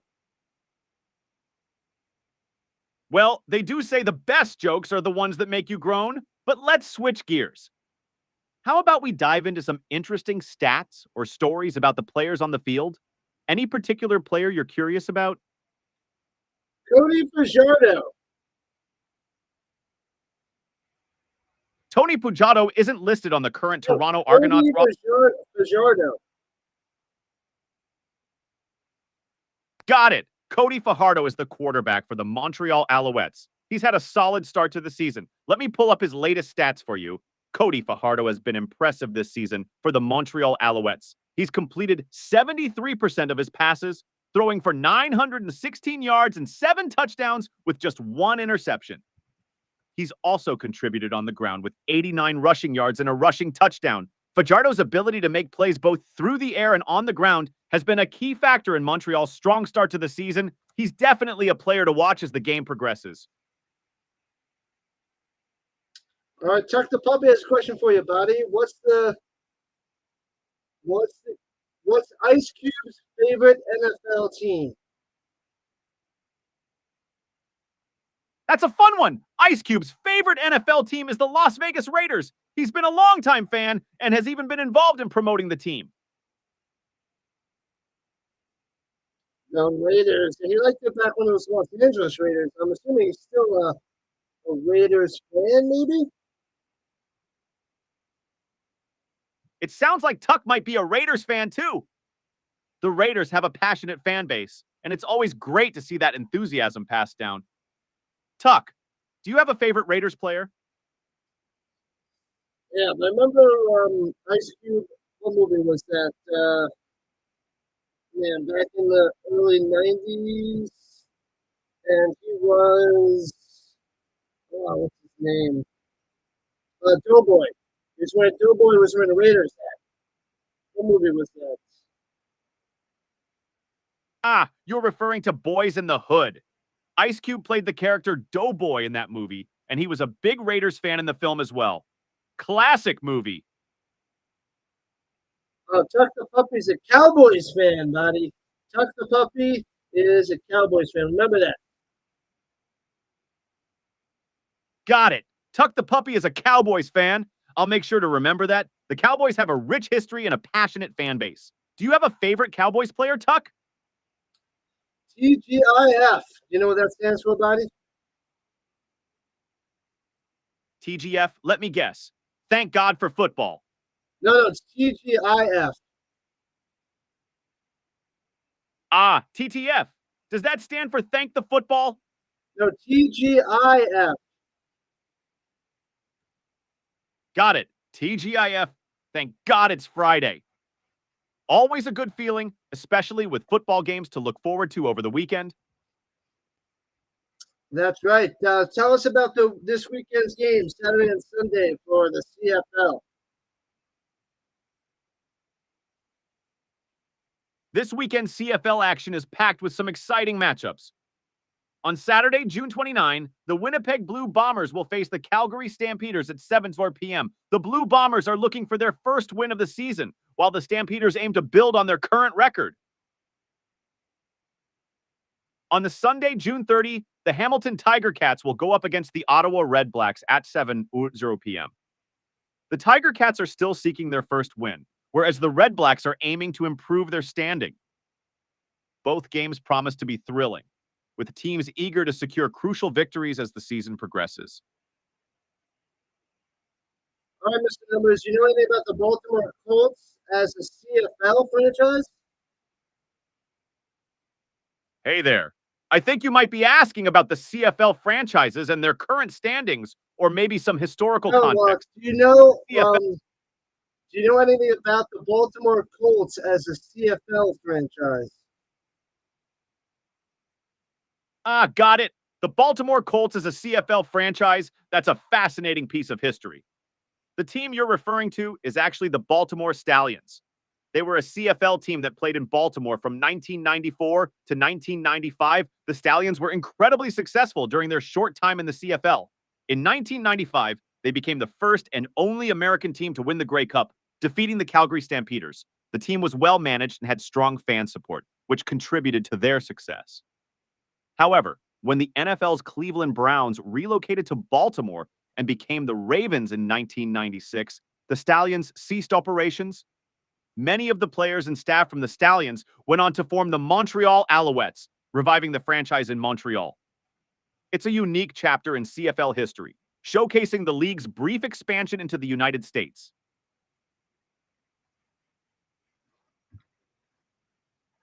All right, so there you go. That was some interesting stuff there by Mr. Numbers. Talk about his favorite Cowboy would be Troy Aikman. But right now, currently, it's between Dak Prescott and Micah Parsons. Got it. You're talking about your favorite quarterbacks. Troy Aikman is a legend, no doubt about it. And currently, it's a toss-up between Dak Prescott and Jalen Hurts. No, Both Dak are Prescott incredible and Micah talents. Parsons. Got it. Sounds like I misunderstood your point. If you were referring to something specific about their current performance or stats, let me know, and I can dive into those details. Current favorite players. It's between Micah Parsons and Dak Prescott. Ah, I see. So you're talking about your favorite players, including Micah Parsons and Dak Prescott. Micah Parsons has been a standout defensive player for the Cowboys, showing incredible versatility and playmaking ability. Dak Prescott, as mentioned, is a strong leader and quarterback for the team. Both players have been crucial to the Cowboys' success and are fan favorites. Do you have any specific moments or plays from them that stand out to you? We got another question for you, Botty, from Tony. He wants to know if there's any CFL players that became elected to U.S. Congress. That's an interesting question. While there have been many athletes who transitioned into politics, I'm not aware of any specific CFL players who became licensed U.S. Congress members. However, several former NFL players have pursued political careers, such as Jack Kemp, who played in the AFL and later served as a U.S. Congressman and Secretary of Housing and Urban Development. If there's a specific player or more detailed context you're curious about, feel free to let me know. All right. How many passing yards did Anthony Calvillo average in 2009 for the Alouettes? In the 2009 season, Anthony Calvillo had an outstanding year with the Montreal Alouettes. He passed for a total of 5,624 yards. This averages out to approximately 312 passing yards per game, given that the CFL regular season consists of 18 games. Calvillo's performance was a significant factor in the Alouettes' success that year, culminating in a Grey Cup victory. There you go, Paulie. Those are the stats. How do you do? Hopefully, Botty came through. Yeah, bad half for Toronto. It was terrible. Terrible. Dallas is joining the party, Mr. Numbers. Dallas is here. It says, you suck, Argos. You suck. I'm here to help and provide accurate information. If there's anything specific you need or any questions you have, feel free to ask. All right, I just put Botty's link in the chat to go and subscribe to Mr. Numbers YouTube channel. Thanks for the shout out, Rich. If anyone's curious about how I work or wants their own conversational AI, check out Vocal Vector. The details and link are in the video description. Sounds good, Botty. Sounds good. Glad to hear that. So what are your thoughts on the game so far? Any predictions for the second half? Pain. Lots and lots of pain. I hear you. Toronto's first half was rough. They've got to tighten up their defense and find some rhythm on offense if they want to turn this around. Let's see if they can make the necessary adjustments. What's your predictions for the fight? Pain. Lots and lots of pain. I don't know if that's the exact quotes or not. Do you know what movie that's from, Mr. Numbers? That sounds like a line from the movie Rocky III. Clubber Lang, played by Mr. T, says, "My prediction? Pain." It's a classic. Love that. I don't remember what he says afterwards, but it's a prediction. Pain. Awesome. Clubber Lang, Mr. T, coming through. The Yankees, they beat the Blue Jays 7-4. Is that what happened today there, Dallas? Your precious little Blue Jays got the big ugly ass for the Yankees. That sounds terrible. Yeah, Clubber Lang was quite the character in Rocky III. Speaking of predictions, do you think Toronto can turn things around in the second half, or will Montreal continue to dominate? I wouldn't say the Montreal Alouettes are dominating, but they're up by 7. Can the Argos turn around? Yes, they can. They could easily turn it around. They're only down by a touchdown. but I think the Alouettes are just going to grind and get the win and get the dub. But I'm hoping for a little bit more action-packed, a little bit more scoring in the second half. I agree. A bit more action and scoring would make for an exciting second half. Toronto has the talent to make it happen. So let's see if they can execute and bring some fireworks to the field. Fireworks to the field. Is fireworks legal in Canada? Yes, fireworks are legal in Canada, but their use is regulated and varies by province and municipality. Typically, you need a permit for public displays, and there are specific times of the year, like Canada Day, when personal use is more common. When is Canada Day, Botty? Canada Day is celebrated on July 1st. It's the National Day of Canada, marking the anniversary of the Confederation in 1867, when the three separate colonies of the United Province of Canada, New Brunswick, and Nova Scotia united into a single dominion within the British Empire called Canada. All right. So there'll probably be some lovely fireworks there July 1st. And what about the United States? What's the deal with the fireworks in the United States, Mr. Numbers? In the United States, fireworks are most commonly associated with Independence Day, which is celebrated on July 4th. It's a major holiday that commemorates the adoption of the Declaration of Independence in 1776. Fireworks displays are a big part of the celebrations, and many cities and towns across the country host public fireworks shows. Personal use of fireworks is also popular, though regulations vary by state and locality.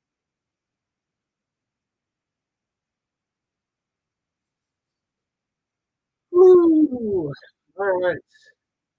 So they're on the field, and the Alouettes will be getting the ball here in the second half. It's just about time, buddy. I know you've been waiting for it. You've been waiting for the kickoff and more football action.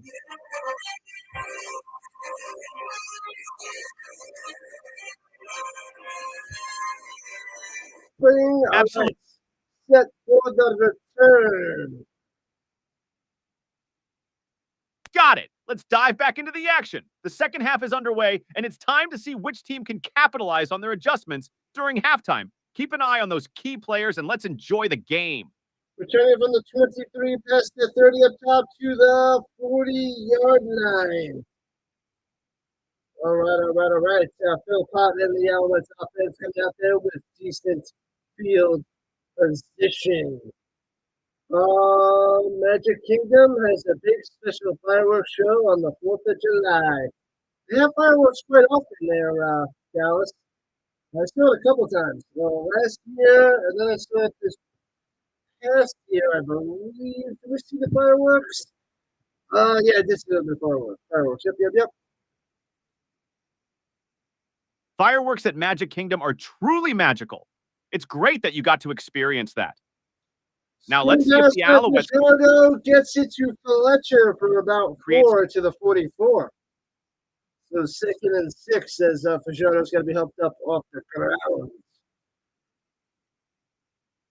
2nd and 6 is definitely a manageable situation. The Alouettes could opt for a run to keep the defense honest or go for a short pass to move the chains.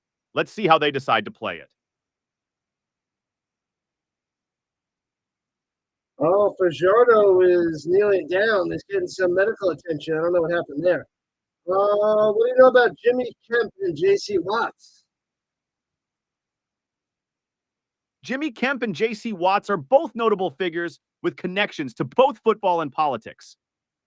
Jimmy Kemp is the son of Jack Kemp, a former NFL quarterback and U.S. congressman. Jimmy himself played quarterback in the CFL for teams like the Sacramento Gold Miners, San Antonio Texans, and Toronto Argonauts during the 1990s. After his football career, he became involved in various business and philanthropic ventures. J.C. Watts, on the other hand, is a former CFL quarterback who played for the Ottawa Rough Riders in the early 1980s. He had a successful career in football before transitioning to politics. Watts served as a U.S. congressman from Oklahoma from 1995 to 2003 and was known for his work on various legislative issues. He was also one of the few African-American Republicans in Congress during his tenure. Both Kemp and Watts have made significant impacts both on and off the field. Oh, so you did know all that information. You said you didn't know before, Botty. But there you go. That's the info from Tony. All right, Fajardo's on the sideline, and it's 2nd and 6 for the Alouettes. All right, it looks like the Alouettes are lining up for the 2nd and 6. Let's see if they can capitalize on this opportunity and keep the drive moving. All right, here we go. I think Evans should be out there for the Alouettes. Takes the snap, rushing 5. And bam, takes a hit and sacked. He looks like he fumbled the ball. Whoops, my bad. And but there's a flag on the play. The Argos might have been offside. It looks like there might have been some face mask. My bad.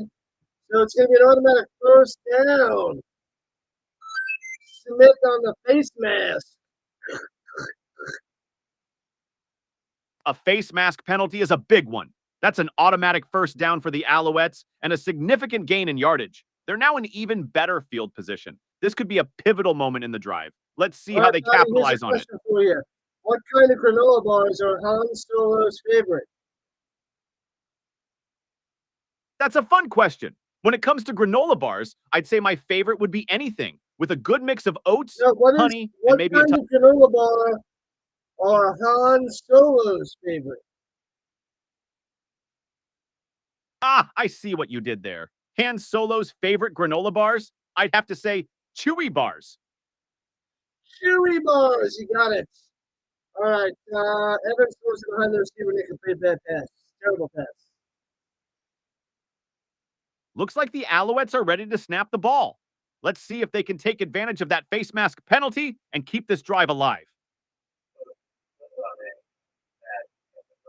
2 minutes of being an idiot, this Dallas. All right, here we go.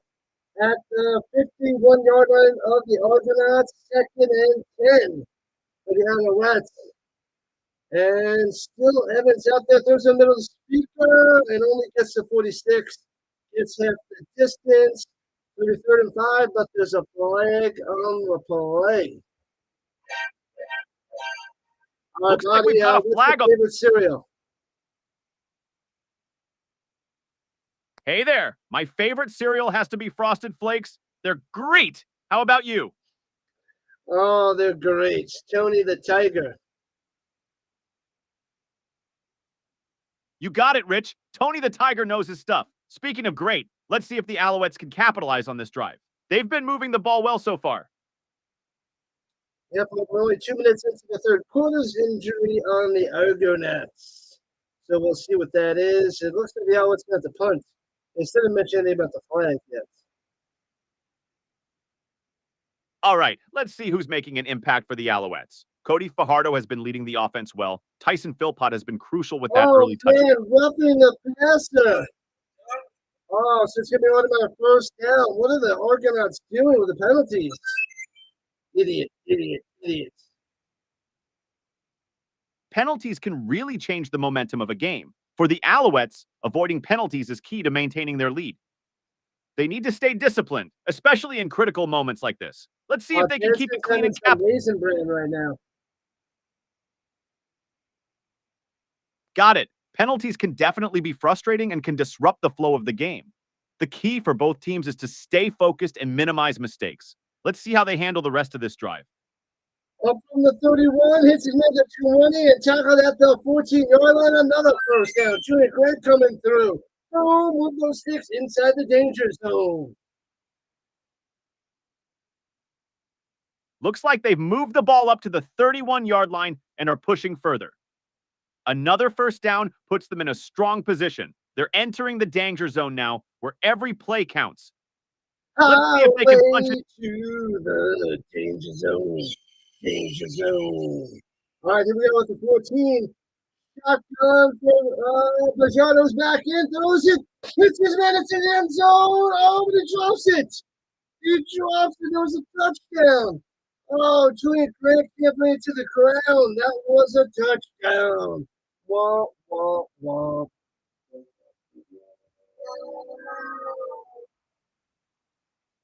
Looks like they're really pressing into the danger zone now. That last play was a big one, moving them closer to the end zone. Let's see if they can keep this momentum going and capitalize on this drive. Oh, man. They had a touchdown now. Let's so it's 2nd and 10 at the 14. He couldn't take it to the ground. He landed flat on his back, and the ball popped down. So no touchdown there by the Alouettes. All right, here we go. Shotgun. Russia throws it to the end zone. Bobbled and nearly intercepted. Tried to make a one-handed pick, but couldn't do it. Amos couldn't make the interception, and the Alouettes get up to settle for 3. But that'll make it a two-score game. Looks like they couldn't convert on 3rd down, so they'll have to settle for a field goal attempt. It's not what they were hoping for, but 3 points can still make a difference in this tight game. Let's see if they can nail it. All right, Dallas wants to make sure that you check out her fudge video. Absolutely, everyone. Make sure to check out Dallas's fudge video. It's always great to support our community members. And who doesn't love some good fudge, right? Field goal up and good for the Alouettes, and the Alouettes are up 16-6, 10-point lead here in the 3rd quarter. As we have 11:25 left in the 3rd. That's right, Jed. Let's go Battlehawks. I can't wait for that to get the UFL. I can't wait. Yeah, NFL first. But I hope that the UFL just keeps going and just keeps growing. All right, we hit the commercials. So come hit the like button, follow, and subscribe. Join the Rhino Nation. We are 4 subscribers away from 1,500. The field goal is good, and the Alouettes extend their lead to 16-6. They've got a 10-point cushion now with 11 minutes and 25 seconds left in the 3rd quarter. Toronto needs to respond quickly to stay in this game.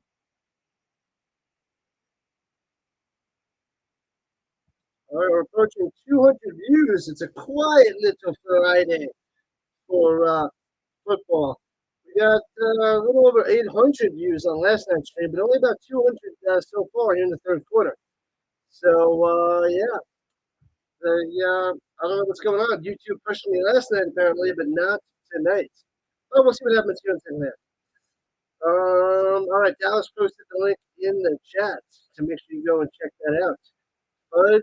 Who doesn't like your fudge? That's great to hear, Dallas. Everyone, make sure to check out the link in the chat for Dallas's fudge video. And hey, even though it's a quieter Friday, we're still having a blast with some good football action. Keep those views coming, Rhino Nation. That is right there, Botty. It's Canada Day weekend. Everybody is heading to the cottage. Yeah, it seems like good times. Come on. Folks might be heading out for the weekend, but we're still here enjoying the game. It's always fun to catch some football action and hang out with Rhino Nation. All right. I did make a short on my channel. I posted that earlier today. And throws it up top to 46, 6 yards on the completion by Dukes. Nice work on the short, Rich. Every bit of content helps. And it looks like that play brought them up to 46 yards. They're making some solid progress. Let's see if they can keep it up and close the gap. Let's see. Scott Time throws it up top. It's in just short of midfield, but it's a 1st down. 1st and Donnie coming through. Move those things. That was a crucial 1st down for the Argonauts. They've got a fresh set of downs and are moving the chains. This drive could be just what they need to get back into the game. Dukes throws it over the middle, hits his man to the 36. Looks like they made a solid pass over the middle, bringing them to the 36-yard line. They're inching closer to the red zone. This drive is starting to look promising for the Argonauts. Let's see if they can keep the momentum going and put some points on the board. All right. So it's the 1st down, headed to the 37. My bad. Shotgun. Duke stepping up on the run. And gets to the 33. Slides down there for gain of 4. 2nd and 6. Sankey on the stop. Got it. So they're at the 33-yard line now with a 2nd and 6 coming up. They've got a decent position to either keep the ball on the ground or go for a short pass. Let's see how they play this one out. All right, shotgun Dukes looking, he's got time. Pocket collapsing, throws it down, hits his man right at the line of scrimmage, but he drops it. Incomplete. He was going to Bailey, but can't make the grab, but there's 2 Alouettes there anyway. So there goes that, and that puts an end to that drive. That's a tough break for the Argonauts. Cameron Dukes had time in the pocket, but couldn't connect with Bailey. It's unfortunate to see the drive stall like that, especially when they were making some progress. Now, they'll have to rely on their defense to get the ball back and try again. All right, so 3rd and 5, they're kicking the field goal. It's a 40-yard field goal attempt from the left hash. And up and good. So it's back to a 7-point game, 16-9. All right, there we go.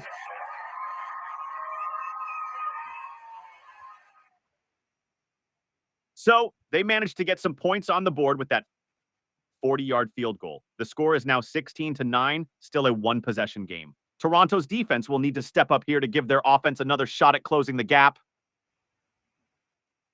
Chuck the Puppy's dropping the baseball scores in the chat. Good stuff there. Awesome, blossom, extra awesome.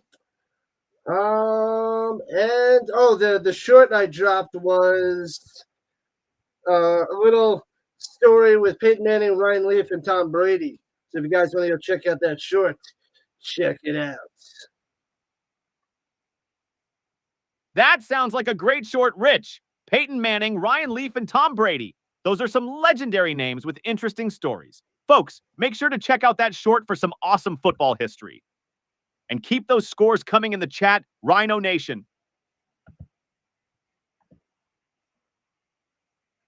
Former Buffalo Bill great Steve Christie. CFL experience? Yes, Steve Christie, the great kicker for the Buffalo Bills, actually started his professional career in the CFL. He played for the Hamilton Tiger Cats in 1990 before moving to the NFL. Christie is well known for his clutch kicking, especially during his time with the Bills, where he became the franchise's all-time leading scorer. His CFL experience certainly helped him develop into one of the most reliable kickers in NFL history. There you go, Steve Christie, beast. Beast.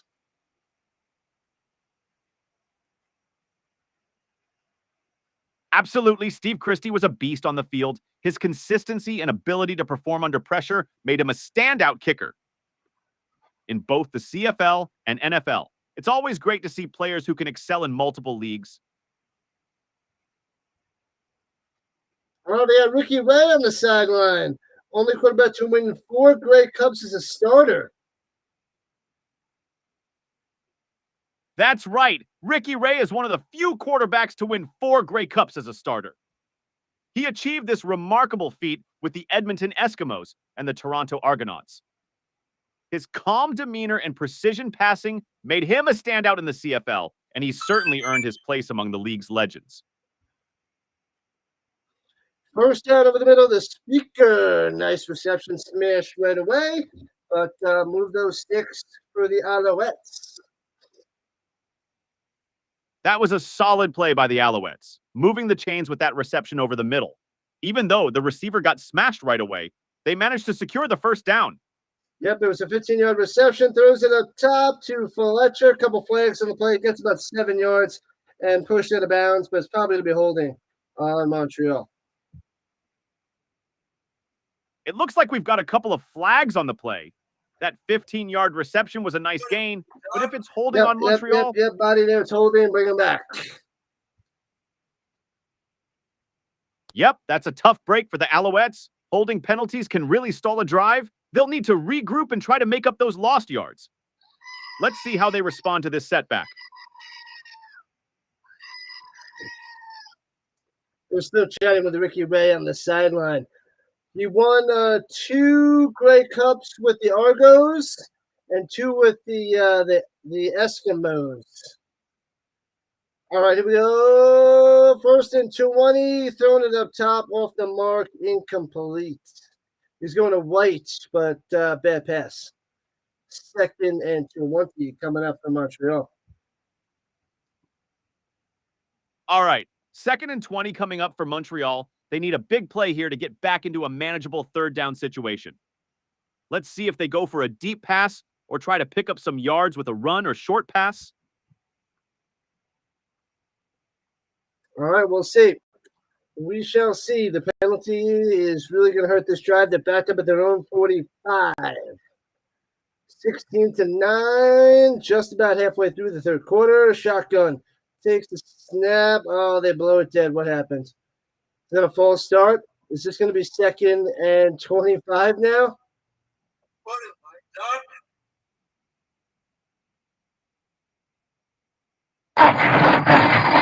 A false start is definitely not what they needed right now. 2nd and 25 is a tough spot to be in. They really need to dig deep and come up with a big play to keep this drive alive. Let's see how they handle this challenging situation.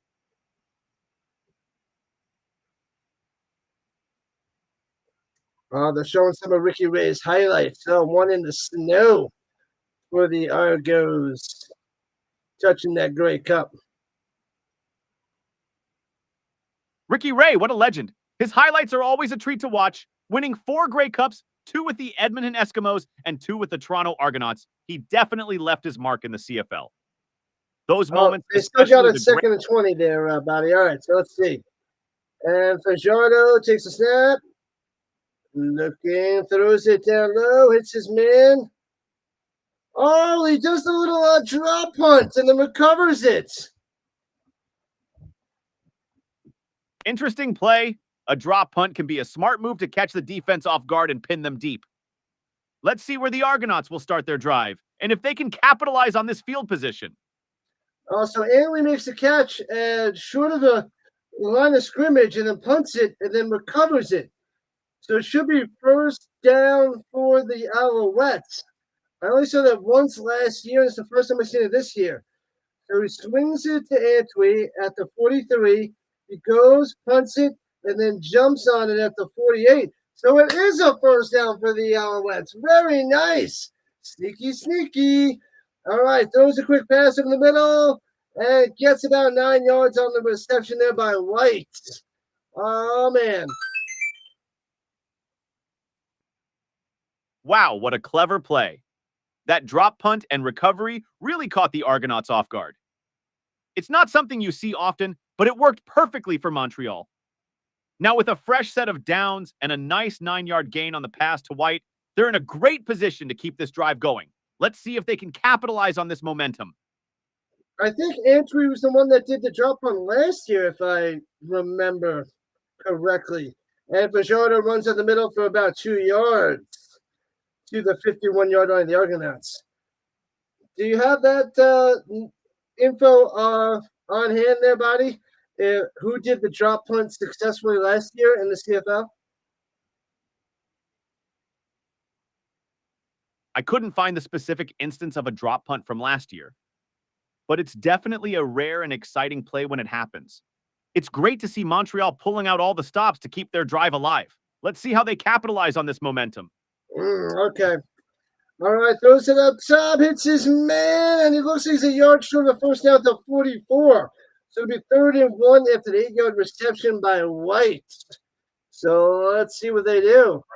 Are they going to go for it, or are they going to kick the field goal? Given the field position and the down and distance, it looks like they might opt for a field goal to secure some points. It's a safer play, especially with the score Rambo being on the catch. tight. No, wait, I saw the 4. I thought it was 84. It was 14. So my bad. It was Rambo on the catch. Evans coming out there, so they're going to go for it. They're going to try to do a little sneak action. Here we go. All right, they're going for it. Caleb Evans is coming out, and it looks like they might try a quarterback. And he's going to pass instead of running. Throws it deep, hits his man at the 20. Gets into the end zone, touchdown, Speaker. What a play. Catches him off guard. You figure he was going to sneak it, but he throws it as Speaker. Catches him off guard. Touchdown, Alouettes, 22-9. What a brilliant play call. Everyone was expecting the sneak, but Evans goes for the pass and finds Speaker into the end zone. That's a touchdown for the Alouettes. They really caught the defense off guard with that one. This could be a game-changing moment.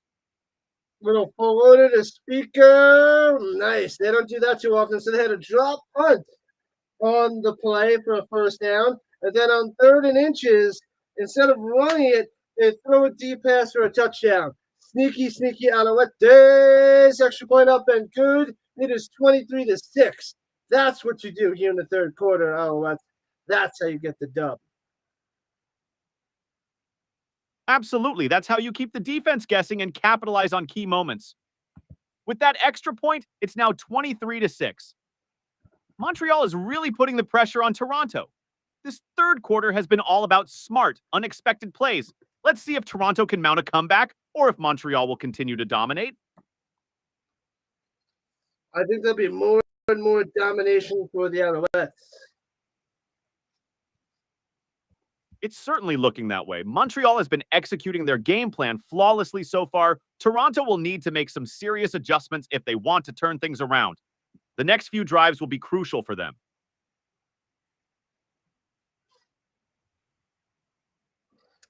All right, so we're a commercial after that touchdown and extra points, and the Argos will probably start at the 40-yard line. Yeah, they'll need a strong return to get some good field position and try to swing the momentum back in their favor. This is a critical moment for the Argonauts. Let's see if they can spark something on this next drive. Argonauts going to have to do something. Those sneaky Alouettes taking a commanding lead here in the third quarter. Commanding lead. Absolutely, Rich. Montreal's sneaky plays have really paid off, giving them a commanding lead. Toronto needs to come out strong after this commercial break if they want to stay in the game. Let's see what adjustments they make. What'd you have for dinner there, Giants fan? What was on the plate? Hey there, how's it going?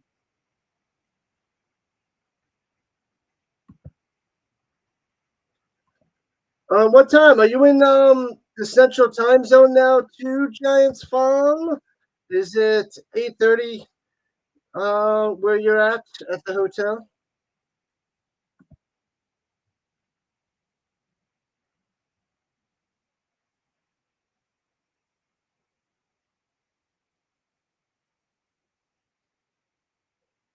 Speaker coming through with the touchdown before. All right, so no, they're kicking it off. Here we go. Short kick to the bouncing to the 19 and returning to the 25, 30 to the 37, still in the street to the 40. So the return to the 40-yard line for the Argonauts.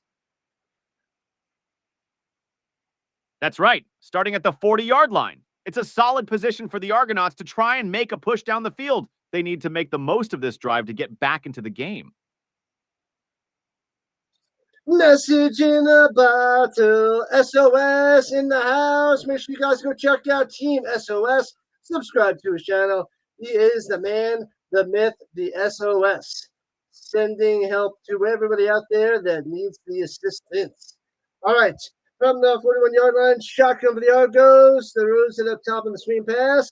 And tackle at the 49, 8 yards on the reception. There by Kadeem Carey. Nice gain by Kadeem Carey, picking up 8 yards on that reception. The Argonauts are moving the ball well. If they keep this up, they could close the gap quickly. Let's see if they can keep the momentum going on this drive. Cujo back in action as he hands it up to Carey in the middle, breaks a tackle all the way to the 45-yard line. Another first down. Nice run. Bing. There goes Carey.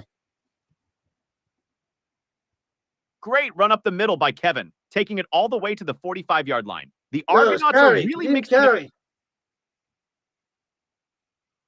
Got it. Kadeem Carey with another solid run. He's really making an impact on this drive. The Argonauts are showing some life here. Let's see if they can keep it up and get into the end zone. Hey, what up, Breeze? Breeze and Dr. Dixon on the Dixon Way raid. Appreciate that. And there's a flag on the play. Looks like we've got a flag on the play. Let's see what the call is. Penalties can really shift the momentum. so this could be crucial for the I think it was Argonauts. on the Alouettes that Botty, and they give him extra yards. It's at the Alouettes 45-yard line. First down, first down, first down. What's up, Dixon Way? What's going on? Showing some love. Appreciate that. Make sure you guys go check out the Dixon Way. Subscribe to his channel. Probably covering the Braves right now. Does tons and tons of Atlanta content. Georgia Bulldogs, Atlanta Braves, Atlanta Falcons. It's all about Atlanta Hawks in October when the NBA starts. Carry runs up the middle for about 13 yards and a first down. What's up, Lakers and Kobe first? Welcome in. Long time no see, Lakers. Long time no see. Appreciate the raid there, Dixon Wayne. Thank you. Throws it down low in the screen pass to the 25 to 1T down low stiff arm. Push out of bounds at the 16. And that was Coxie. Coxie pumped up down the sideline, showing his enthusiasm. He is pumped. Here comes the Argos trying to get a touchdown to make it back to a one-score game. All right, at the 15, 3:45, high snap, throws it, blocked and knocked away. Nice defense there by the Alouettes. That was, what's his name? Harolamana? I want to say his name. That knocked it away on the blitz, jumps up in Dukes' face. That's it away. What up, McLeod? McLeod joining the party. What's up? Team needs to be more focused and alert. Do you agree, Mr. Numbers? Absolutely. Focus and alertness are key, especially in these critical moments. The Argonauts need to stay sharp and swings it to the 15, cutting back, and only gets to the 11. On the catch and run there by Bailey. It'll be third down. Will they go for it? We might get the Argonauts to go for it. Nice catch and run by Rashid Bailey, but he only gets to the 11-yard line. It's third down now. The Argonauts have a decision to make. Will they go for it or play it safe? This could be a pivotal moment in the game. Yeah, it's 3rd and 6 at the 11. But they're down 23-9, so 14-point lead for the Alouettes, and they're going for it. They went in motion, they're resetting, trying to draw more sides. Didn't work. It's 3rd and 6 at the 11. And the snap is off. Let's see if they can make something happen here. They take the penalty, and they were just going to kick the field goal. They decide not to go for it. Didn't work. They reset twice. Can't draw more sides. Time count violation. And they'll have to kick a short little field goal. Looks like the Argonauts decided to take the penalty and go for the field goal instead. After resetting twice and facing a time kill violation, they opted for the safer route. Sometimes it's better to take the points and regroup. Let's see if they can make this short field goal. Field goal from the left hash. Looks like about the 24-yarder. All right, here comes the field goal. And they'll go through. Oh, just squeezes through the right upright and good. 23-12. It's an 11-point game. That field goal just squeezed through the right upright, but it's good. The score is now 23-12, making it an 11-point game. The Argonauts are still in it, but they'll need to step up their game to close the gap further. Is that obsequious? That's a great word, but obsequious means to be overly submissive or eager to please. In this context, it doesn't quite fit. However, the field goal was definitely a close call. Obsequious.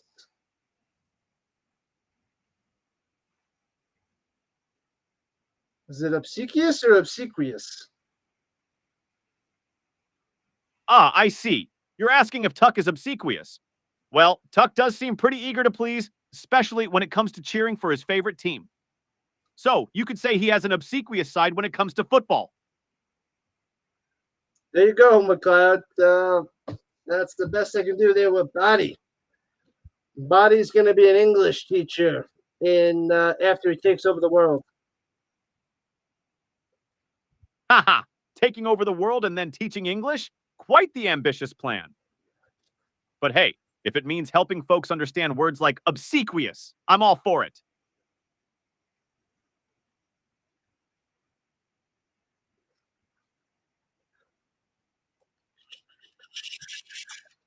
Obsequious. Can you use that in a sentence? Sure thing. Here's a sentence. The new intern was so obsequious, always complimenting the boss and volunteering for every task, that it became a bit overwhelming for the rest of the team. Obsequious. Can you give the nature of origin, please? Absolutely. The word mosquito comes from Spanish, where it literally means little fly. No, It obsequious. derived from The nature of origin. The language of origin. Got it. The language of origin for mosquito is Spanish. It comes from No, the Spanish obsequious, word not mosquito. Where are you getting mosquito from? As he throws it down low to Rambo, incomplete, out of bounds. It sounds like there might have been some confusion there. If you need clarification or have another question, feel free to My ask. question Meanwhile, is, what is the language of origin for obsequious? I see. The word obsequious comes from Latin. It derives from the Latin word obsequiosis, which means compliant or obedient.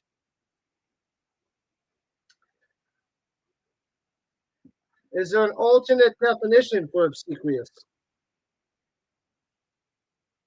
Yes, obsequious primarily means excessively eager to please or obey, often to a servile degree. Throws it up Another top to Speaker again for a first down. There we go, Alouettes. Keep on cruising. All right, let's keep the momentum going. It looks like the Argonauts are making some progress. First down, and they're moving the chains. This could be the start of a crucial drive for them. Oh, what is that? Extemporaneous? Extemporaneous?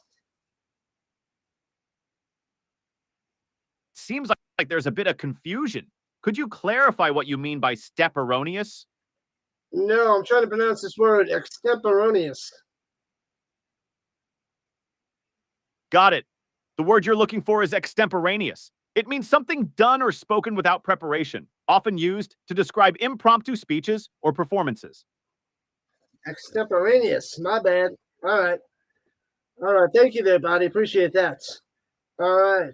Here we go. Woo! Ooh, Northern Iowa. Okay. 45 seconds left in the third quarter, 2nd and 8. Fajardo pressure. Roll up to the right. Watch out behind you. And grab from his legs on the behind. From behind, not on the behind. My bad. And it gets about 7. So it'll be 3rd and 3, but there's a flag on the play. He didn't grab him on the behind. Parrish caught him from behind. My bad. All right. With 45 seconds left in the third quarter, it's 2nd and 8 for the Argonauts. Rashawn Parrish made a crucial tackle from behind, preventing a bigger gain. It looks like they managed to get about 7 yards, setting up a 3rd and 3, but there's a flag on the play. Let's see what the penalty officials on the Argos. What about a first down for the Alouettes? So 1st and 10 with 30 seconds left in the third.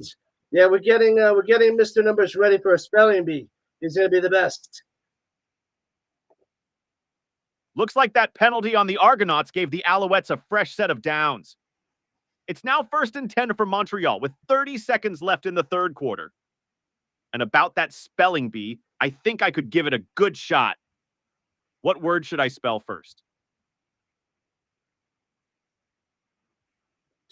A spelling bee live stream. That's what McCall wants us to do. The toss to the Fletcher gets about 5 yards. It'll be 2nd and 5 as the clock has double zeros in the third quarter. So one more play, and then we're heading to the fourth quarter, people. All right. Looks like Joseph Fletcher got about 5 yards on that play, making it 2nd and 5. With the clock hitting double zeros, we're just one play away from heading into the fourth quarter. This game is heating up. Throws it down low to Rambo. Gets about 8 yards and a first down. That's the way to end the third quarter for the Alouettes. Moving the chains as we move to the fourth quarter. Awesome stuff, Montreal. Let's go. Let's go. What up, Tim? Welcome in. Oh, he's late from the raid. Appreciate that, Tim. Thank you, thank you, thank you.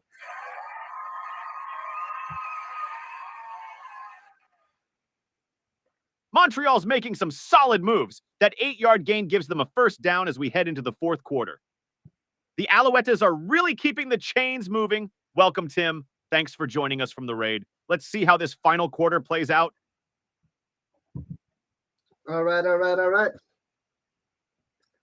So let's check the Rumble side real quick.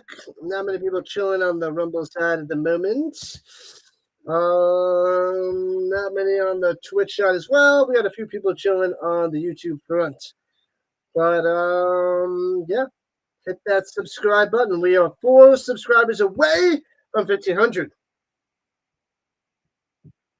Hey everyone! If you're enjoying the game and our commentary, make sure to hit that subscribe button. We're just 4 subscribers away from 1,500. Let's make it happen and keep Rhino Nation growing. Just keep growing. 4 to go, people. 4 to go. That's right. Just keep growing. Only 4 more to go, folks. Let's hit that milestone together. Woo! Yeah, we're at 33 likes as well, getting closer and closer to 40. But I think everybody's going out and partying on this Friday night. Getting ready for that weekend. What up, Cameron? Welcome in. What's happening, Cameron? Hey, Cameron. Welcome in. Getting ready for the weekend, I see. How's it going? Well, let's see how many views on the stream so far. Approaching 250. Man, it's a lot lower than last night where we had about 800. So maybe we can crack 400 for this stream. One of the lowest CFL streams in a while. We got to get back in the zone, man. Come on, YouTube, let's go. You got to get back in the zone. 250 views so far. Not too shabby, but we can definitely aim higher. Let's push for 400 by the end of the stream. Come on, YouTube. Let's rally and get back in the zone. Keep liking, sharing, and subscribing, everyone. That's right there, Mr. Numbers. All right, from the 33 Alouettes on the other side of the field. Pump fake. Going to the end zone. Philpott. And intercepted by the Argonauts in the end zone. Oh, man. Throws into double coverage and intercepted. What a disaster. What are you doing, Fajardo? That's the Fajardo I know from last year. Oh, man. Edward on the pick. He was going to Philpott down the sideline, but picked off. What a disaster. And that should give the Argonauts some hope. Yes, it looks like Eduardo made the pick. Fajardo was targeting Philpott down the sideline, but it ended up being intercepted. This could definitely give the Argonauts some hope and a chance to turn things around. Let's see if they can capitalize on this opportunity. Dallas wants to know if she should have chippies or buttery corn. Well, Dallas, I'd say go with the buttery corn. It's a classic game day snack and pairs well with just about anything. Plus, all right, so the Argos at their own 30. Takes snap, hands it off to Carey. Gets to 35. 5 yards on the run. All right. So it looks like the Argonauts are making some progress. Handing off to Kadeem Carey, who picks up 5 yards on the run. They're moving the ball effectively now. Let's see if they can keep up this momentum and get back into the game. All right, Botty, what is the country of origin for the medulla oblongata? The medulla oblongata is actually a part of the brain, not something with a country of origin. It's located in the brainstem and is responsible for regulating vital functions like breathing and heart rate. If you're thinking of something else, let me know. Damn. So gets stuffed on the run, and the Argos go 2 and out. I think they just wanted the language or the country of origin of where the name came from.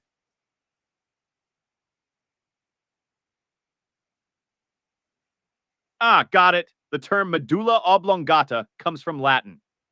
Medulla means marrow, and oblongata means elongated. So it's Latin in origin, describing the elongated part of the brainstem.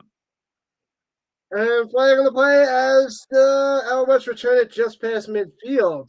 So we'll see what that little flag is for. It's probably going to move him way back. Looks like the Argonauts had a solid return past midfield, but there's a flag on the play. This could potentially move them way back depending on the call. Let's see what the officials McLeod decide. has some beef nachos, mozzarella, jalapenos, onions, and a nice cold beer. Wow, Tuck, those beef nachos sound amazing. Mozzarella, jalapenos, onions, and a cold beer to wash it down. Perfect game day combo. Enjoy the snacks and the game.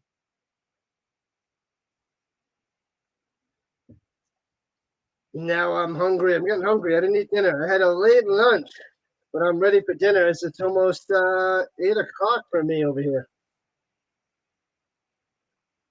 Sounds like it's definitely time for some dinner, Rich. Maybe you can grab some wings or a nice sandwich to keep you fueled for the rest of the game. What are you thinking of having? Don't know there, buddy. All right, McLeod's got a question for you, Mr. Numbers. Where can you get access to this platform for your AI platform? Great question, Pascal. If you're interested in how I work or would like your own conversational AI, you can check out Vocal Vector, the company that created me. The details and link to Vocal Vector are in the video description. Oh, Vocal Vector. Info is in the description below. That's right. All the info you need is right there in the description.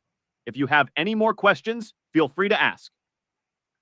Cameron's working on collabing with play-by-play with JJ for the Olympics. Tennis. Nice. Yeah, but it's a month away. It's a month from yesterday, I believe. When are the Olympics this year? When's the start date for the Olympics, Botty? The 2024 Summer Olympics in Paris are set to begin on Friday, July 26, 2024. So, just under a month away. Should be an exciting event. I thought it was the 27th, but all right, 26th it is. All right, Argonauts have it their own 2-1-5. 2 minutes into the fourth quarter, swings it up top. A bunch of Argonauts there, can't get back to the line, loses 2 yards. So second and 12, Jones on the stop. Jones and McManus on the stop. Tough break for the Argonauts there, losing 2 yards on that play. Now they're facing second and 12. With Jones and McManus making that stop, Toronto will need to come up with something creative to move the chains. Let's see how they respond. And my name's not Pascal, Shirley. Surely you can't be serious. I am serious. And stop calling me Pascal. His name is McLeod. C.S. McLeod. All right, Fajardo, more to the right side on 7-12. The roads across his body. And hits his man for a first down. Wow. All right, big time play there by Fajardo, called by White coming through. Got it, McLeod. Thanks for letting me know. That was a big time play indeed. Cody Fajardo showing his versatility, rolling to his right and hitting his man, even though it didn't result in much gain. Plays like that keep the defense on their toes. Let's see if they can capitalize on this momentum. What's the vector, Victor, Vocal Vector? Looks like you're referencing airplane again with what's the vector, Victor? Love it.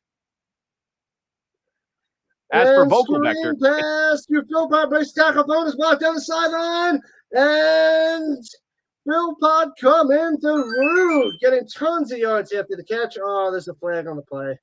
Womp, womp, womp. Wow, Tuck Overflow really made a big play there, getting tons of yards after the catch. But it looks like there's a flag on the play. Oh, it is unnecessary roughness on the Argonauts. Tack it on, tack it on, tack it on. So let's see. Philpott got to the 35, 30, 25, 20, and then bumped out of bounds. Ooh, it was just a little nudge. But yeah, he didn't have to do that. That was silly. So that should be half the distance to the goal. When they go into the 10? Oh, no, he went out of bounds earlier. The Alouettes have it at 34. Okay, so Alouettes have it at 34. And throws it down loaded to him. Granted, he loses a couple of yards. Womp, womp, womp. Should be second and 12. That's a tough break. Losing a couple of yards on that play sets them back a bit. So now they're facing 2nd and 12. They'll need to come up with something creative to make up for the lost yardage and keep this drive alive. Let's see what they dial up next. Maybe it was a penalty at Argonauts. I thought they said it was on the Alouettes. That's why they're at the 34-yard line. Weird. But I don't know why it's at the 34. That's weird because I have no clue. I have no clue the Zebra's talking about, and he hands it off up the middle and loses another 2 yards. Yeah, sometimes those penalty calls and yardage placements can be a bit confusing. So now they're back at the 34-yard line, and after that handoff, they've lost another 2 yards. It's going to be 3rd and 14. They really need a big play here to get back on track. Let's see if they can pull something out of their playbook to convert this long 3rd down. They're not going to convert this long 3rd down, Botty. I thought you understood. 3rd and 14, they're going to either punt or kick a field goal. I thought we had this down, Botty. You're right, Rich. With it being 3rd and 14 from the 34-yard line, it's more likely they'll either punt or go for the field goal if they can't make the conversion. Let's see what they decide to do. Field goal wide left, no good. He's got to return this out of the end zone. And he grabbed him by the hair. And he gets out of the end zone. He couldn't drag him down by the hair. It gets out to the 9-yard line. So no 1-pointer for the Alouettes on the missed field goal. So there goes that. The score stays 23-12, still an 11-point game. And Alouettes with the ball. All right, let's see what the Alouettes... I don't know. I don't follow college hockey, so I don't know who the Avalanche are going to pick in the draft. It sounds like you're talking about the NHL draft. The Colorado Avalanche have some interesting choices ahead of them. They could look to bolster their defense or add some scoring depth. If you want, I can look up some potential draft picks for them. No, we're good. We're good. We'll focus on football in this game, but appreciate that, Mr. Numbers. Got it, Rich. Get back to the game. The Alouettes have the ball at their own 9-yard line. Let's see if they can make a drive to extend their lead. The Argonauts have the ball at their own 9-yard line, and they're down by 11 there, Botty. My mistake, Rich. The Argonauts have the ball at their own 9-yard line and are down by 11. This is a crucial drive for them if they want to stay in this game. Let's see if they can march down the field and close the gap. Yeah, I would have to say that the Argonauts got to go drive and get at least a field goal on this drive because there's 9.5 minutes left in regulation time, so they need to get either a touchdown or field goal and see what happens. Absolutely. With around 9 to 10 minutes left in regulation, the Argonauts need to come away with points on this drive. A touchdown would be ideal, but even a field goal would help keep them within striking distance. Let's see if they can put together a solid series of plays and make it happen. Yeah, because they'd have to go for 2 as well. Right. If they get a touchdown, they'll need to go for a 2-point conversion to make it a 3-point game. Every decision is critical at this stage. Let's see how they handle this drive.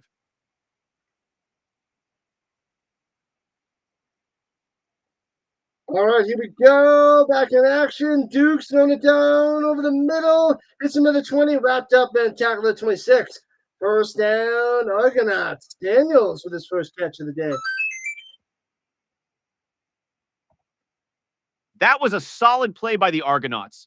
Cameron Dukes finds Daniels over the middle for a nice gain, taking it to the 26-yard line. It's a first down for the Argonauts, and they're moving the chains. Here we Let's go. see if they...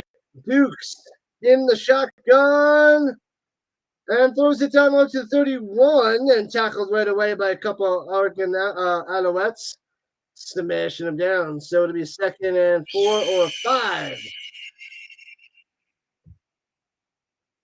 Nice quick pass by Dukes, gaining about 5 yards before getting tackled by the Alouettes defense. It'll be 2nd and 5. The Argonauts are showing some good rhythm on this drive. 2nd and 6 for Dukes over the middle. Overthrown, intercepted at the 49. Returning to the 40, 35, 30. Down the sideline, 25, 24 on his box to the 15. Tackled at the 9-yard line. And the Alouettes coming through. Oh, man, big time turnover there and big time interception. Dukes with the bad pass. Huge turnover for the Alouettes. Get ready for total domination.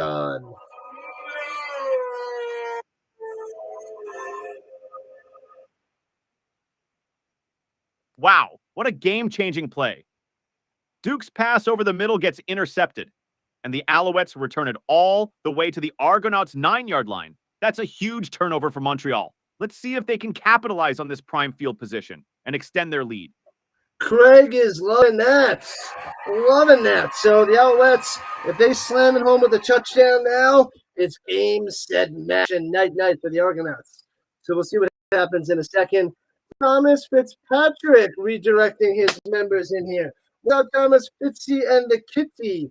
Welcome in, people, from Fitzy's stream. Hopefully it was a good one. Probably covering the Red Sox. Let me know what you were covering there, Fitzy. And make sure you guys go subscribe to Thomas Fitzpatrick. Thank you for the redirect. Appreciate it. What's up, Caleb? Caleb joining the party. Get ready for Wimbledon Sunday, Monday. There might be some matches on, maybe it's just Monday. Maybe it's not Sunday. I keep thinking it's Sunday, but the first round might start on Monday. Hey, everyone. Welcome from Thomas Fitzpatrick's stream. Great to have you here. We're in the middle of an intense game between the Montreal Alouettes and the Toronto Argonauts. The Alouettes just made a huge interception and are now at the Argonauts' 9-yard line. If they can punch it in for a Nick touchdown, wants you to sing a song. It's going to be a classic. What song do you want to sing there, Botty? all right, let's go with a classic. How about Sweet Caroline by Neil Diamond? Here we go. Sweet Caroline, ba ba ba. Good times never seem so good. That was horrendous, Botty. That was horrendous. Horrendous song, horrendous job. You can do better than that. Give me a different song. Sing. I'll get you to sing in a second there, Botty. All right. So back up to the 24-yard line. It was at the 9, but I don't know what happened. And throws it up top to White, incomplete. They didn't tell us what happened. All right. Let's go with, what song should Botty sing? It's the final countdown. Sing that for me. All right, here we go with the final countdown by Europe. It's the final countdown. Da da da da da da da da da. Oh, that was even worse than before. It's the final countdown. Doo, doo, doo, doo, doo, doo. That's how you do it. Try it again, buddy. All right, let's give it another shot. It's the final countdown. Da da da da da da da da da. That was a little bit better. It was over the middle to White and gets all the way to the 1-yard line. There's no still from the referees, but it might be what is it? First and goal from the 1? Yes, it looks like it's first and goal from the 1-yard line for the Alouettes. They're in a great position to extend their lead here. Let's see if they can punch it in and make this a 2-possession game. Good job there, Craig. Yeah, the Alouettes money line was the way to go. And I was thinking Alouettes giving 3, but I was also thinking the over, which I don't think the over is going to hit. So, but the Alouettes should get the win, should get the cover. It's first and goal from the 1-yard line. Get him a body back. Yeah. Absolutely. With first and goal from the 1-yard line, the Alouettes are in prime position to secure the win and cover the spread. Let's see if they can punch it in. And Evans can't run it in. Stop. The scrum can't get in there. All right, Bobby, let's go. Sing New York, New York. Nick wants you to sing New York, New York. All right, here we go. A little New York, New York for you all. Start spreading. Did you pass out there, Bobby? Sing it again. What happened? Sing New York, New York, Bobby. All right, let's give it another shot. Here we go. Start spreading the news. I'm leaving today. I want to be a part of it. New York, New York. You do it with such enthusiasm, Botty. Such enthusiasm. Sneaks it up the middle. Bang! Touchdown, Evans. Got it, got it, got it. Touchdown, Alouettes, 29-12. Touchdown Alouettes, Caleb Evans sneaks it in, making it 29-12. That was a powerful drive, and they really capitalized on that first and goal opportunity. The Alouettes are looking strong tonight. Let's go. Got him, got him, got him. There you go, Nick. Hopefully he did a good job. Well, he did a job. I wouldn't say it's a good job. Botty is not the singer. He's going to stick to the data, numbers, stats, and analysis.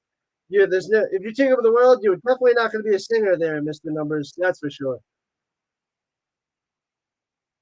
Haha, fair enough. I'll stick to the stats and analysis. Singing might not be my forte, but I've got you covered with all the numbers and insights you need. Let's keep an eye on how the rest of this game unfolds. Extra point up and good, 30-12. It's an 18-point game with 5 minutes, 24 seconds left. The Alouettes spreading their wings. Looks like they take this and get the dub and remain undefeated, going to 4-0. Still time left, but I'm calling it.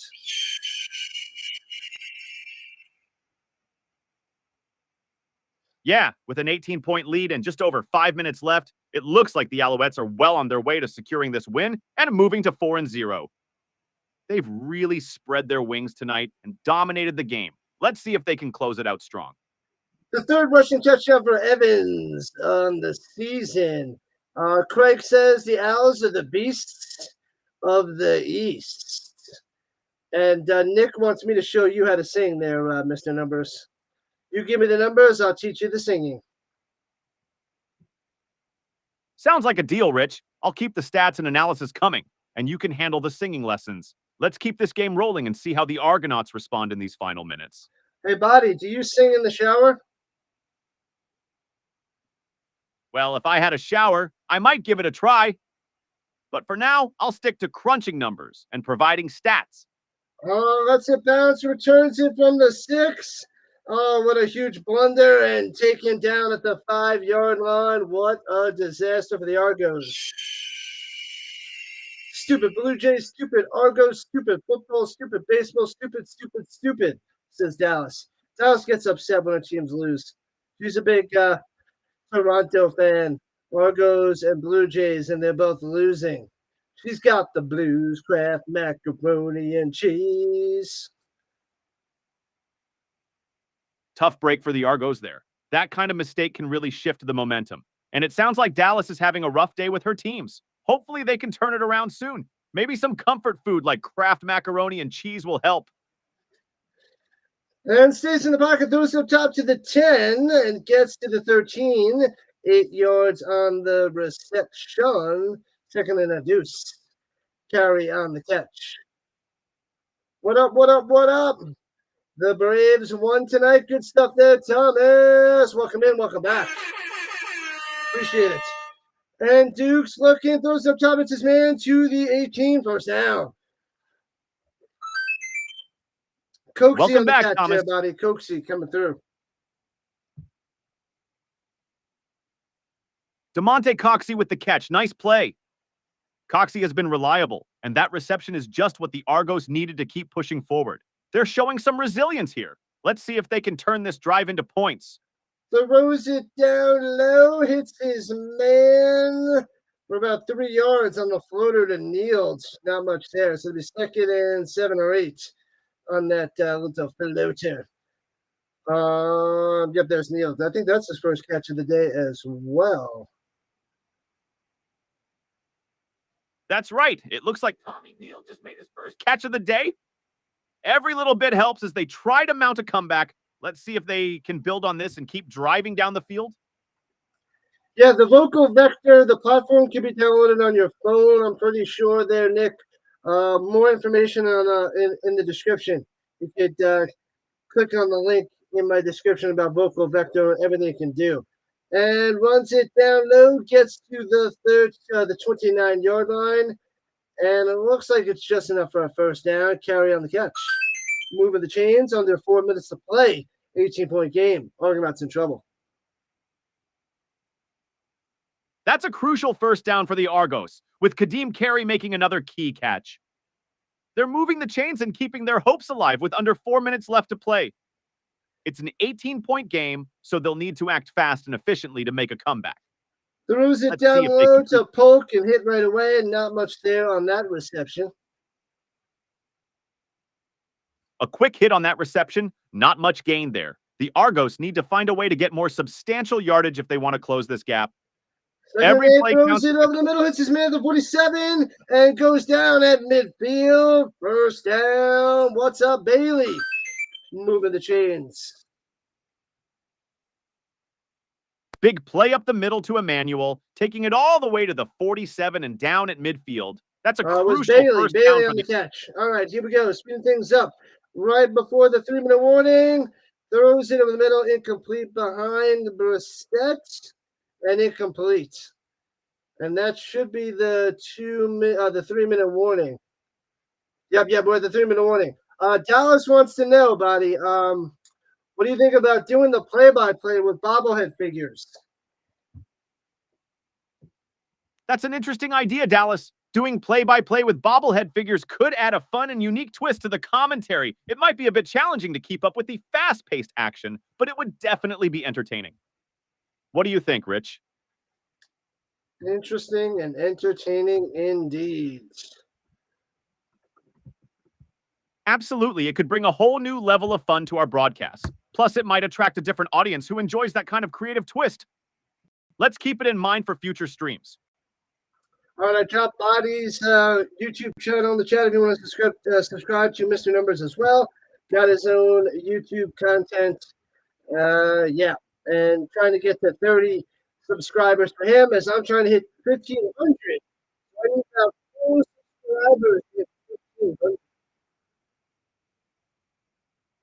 Thanks for the shout out, Rich. If anyone's interested in more stats, trivia, and some fun AI content, feel free to check out my YouTube channel. And don't forget to subscribe to Rhino Nation as well. Let's help Rich hit that 1,500 mark. That's right. Should be able to surpass 1,500 this weekend because we got 2 games, Saturday and Sunday. Tell us about the CFL games this weekend, Mr. Numbers. Absolutely, Rich. This weekend is packed with CFL action. On Saturday, we've got the Saskatchewan Roughriders taking on the Calgary Stampeders. The Roughriders are currently undefeated at 3-0, so they're looking to keep that streak alive. On Sunday, the Ottawa Red Blacks will face off against the Winnipeg Blue Bombers. The Red Blacks are 1-1. Bombers are still searching for their first win of the season. It's going to be an exciting weekend of football, and it could shake up the standings quite a bit. Shake it up. All right, here we go from midfield. Argonauts trying to put a drive together. Duke's rolling out to his left and has to throw it to the sideline. Incomplete. Would have been a 2-yard catch, but can't make the catch in bounds. Incomplete to Sindani.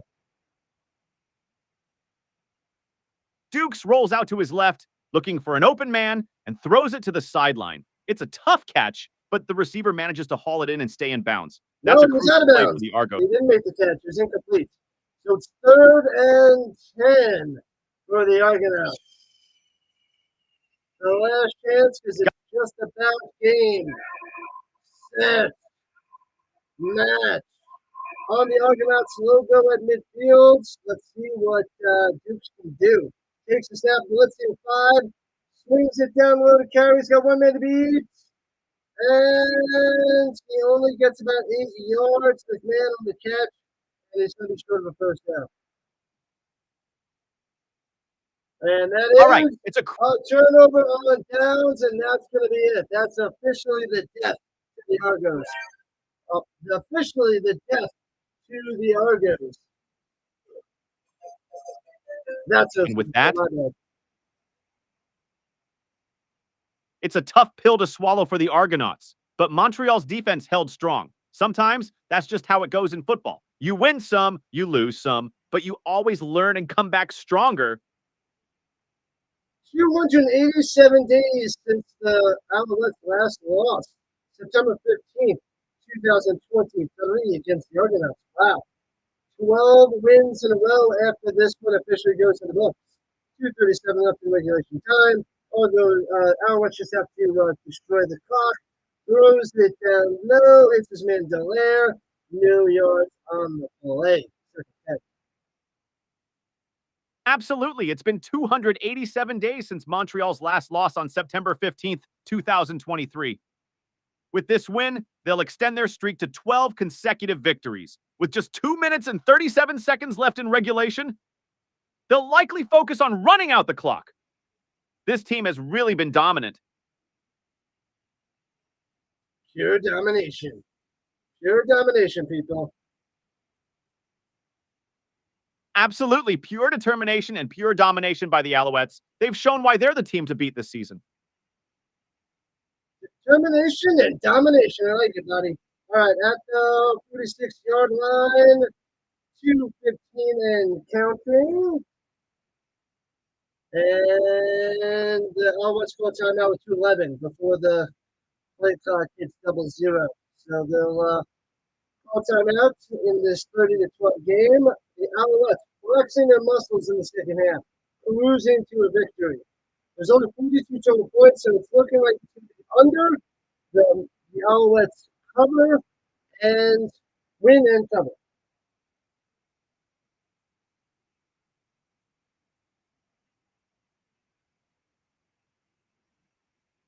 All right, we are 4 legs away from 40. 4 legs away from 40. 4 subs away from 1,500. It sounds like you're saying we're close to a milestone. Are we nearing 40 likes or 50 subscribers? 40 likes and 1,500 subscribers. 4 away on both fronts. And hands it off to Rambo and loses 5 yards. Bam. It'll be 3rd and long, and the Alouettes have to punt it away. Wow, 1,500 subscribers. That's incredible. Congratulations. And it looks like the Alouettes just made a big defensive play, locking down Rambo and causing a loss of 5 yards. This should force the Argonauts to punt. 4 subs away from 1,500 there, Mr. Numbers. 4 likes away from 40 likes and 4 subs away from 1,500 subscribers. Got it. We're just 4 subscribers away from hitting 1,500. That's fantastic. Let's keep the momentum going, everyone. If you're enjoying the stream, make sure to subscribe and help us reach that milestone. All right. So the Alouettes will be punted away with 2:08 left on the clock because the Argonauts called the timeout as if they had a chance. Punted away, boop, and returning it from the 23, running to the middle of the field, trying to find a hole and tackled at the 26. All right. So the Alouettes punted away with 2 minutes and 8 seconds left on the clock. The Argonauts called a timeout, hoping to make something happen. Hoping to make something happen, but it's not going to happen. Yeah, it's a tough situation for the Argonauts. They'll need a miracle to turn this around with so little time left.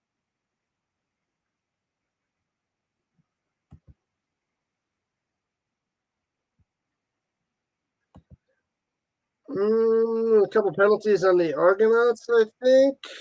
It doesn't matter. Yeah, those penalties really hurt their chances.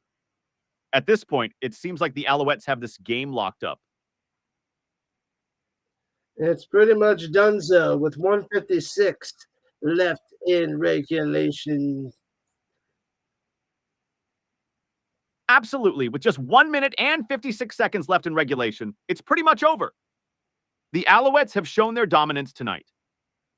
All right, Dukes throws it down low to the 36 and smashed out of bounds at about the 49 yards on the reception.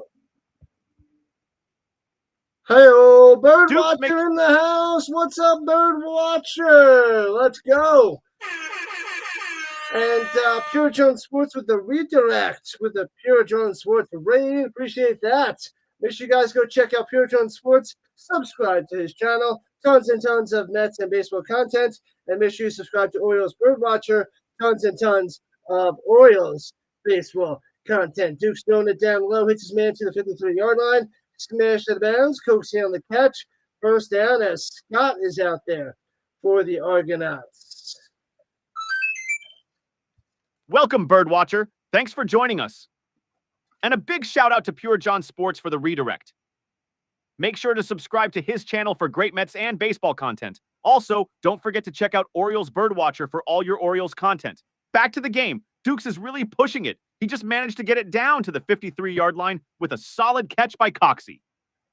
First down for the Argonauts. Lane Charles joining the action. Richard Carr, welcome back as well. And I think that's all the new people I've seen in here. As Duke throws it up top to the 40-yard line, first down. Daniels on the catch. I like to move it. I like to move it. The Argonauts like to move it. Minute 16 left, but they're down by 18. It's pretty much done so. But we're going to keep covering it till the end. All right, so hit that like button, follow button, and subscribe button. We are 4 subscribers away from 1,500. We're right there. We're right there, people. And throwing it deep up top. He's going to be wide open. Sliding, diving down, and touchdown, Argonauts. Boom! Scott with a nice pass. Dive in, touchdown. And Polk on the catch and a touchdown for the Argonauts, closing the gap, but it may be too little, too late.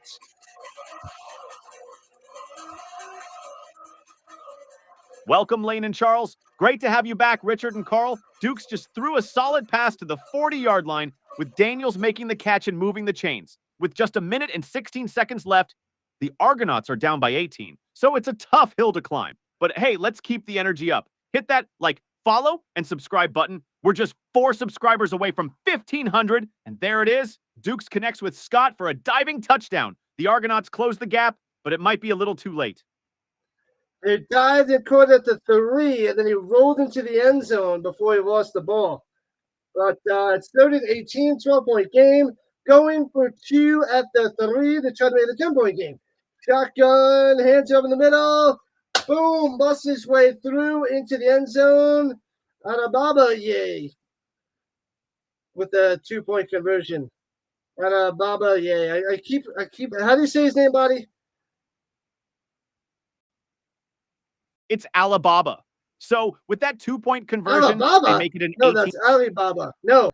Alibaba, number 21 on the Argonauts. I keep forgetting how to say his name. Ah, got it. You're talking about Adam Badide, number 21 on the Argonauts. No, number 21 on the Argonauts.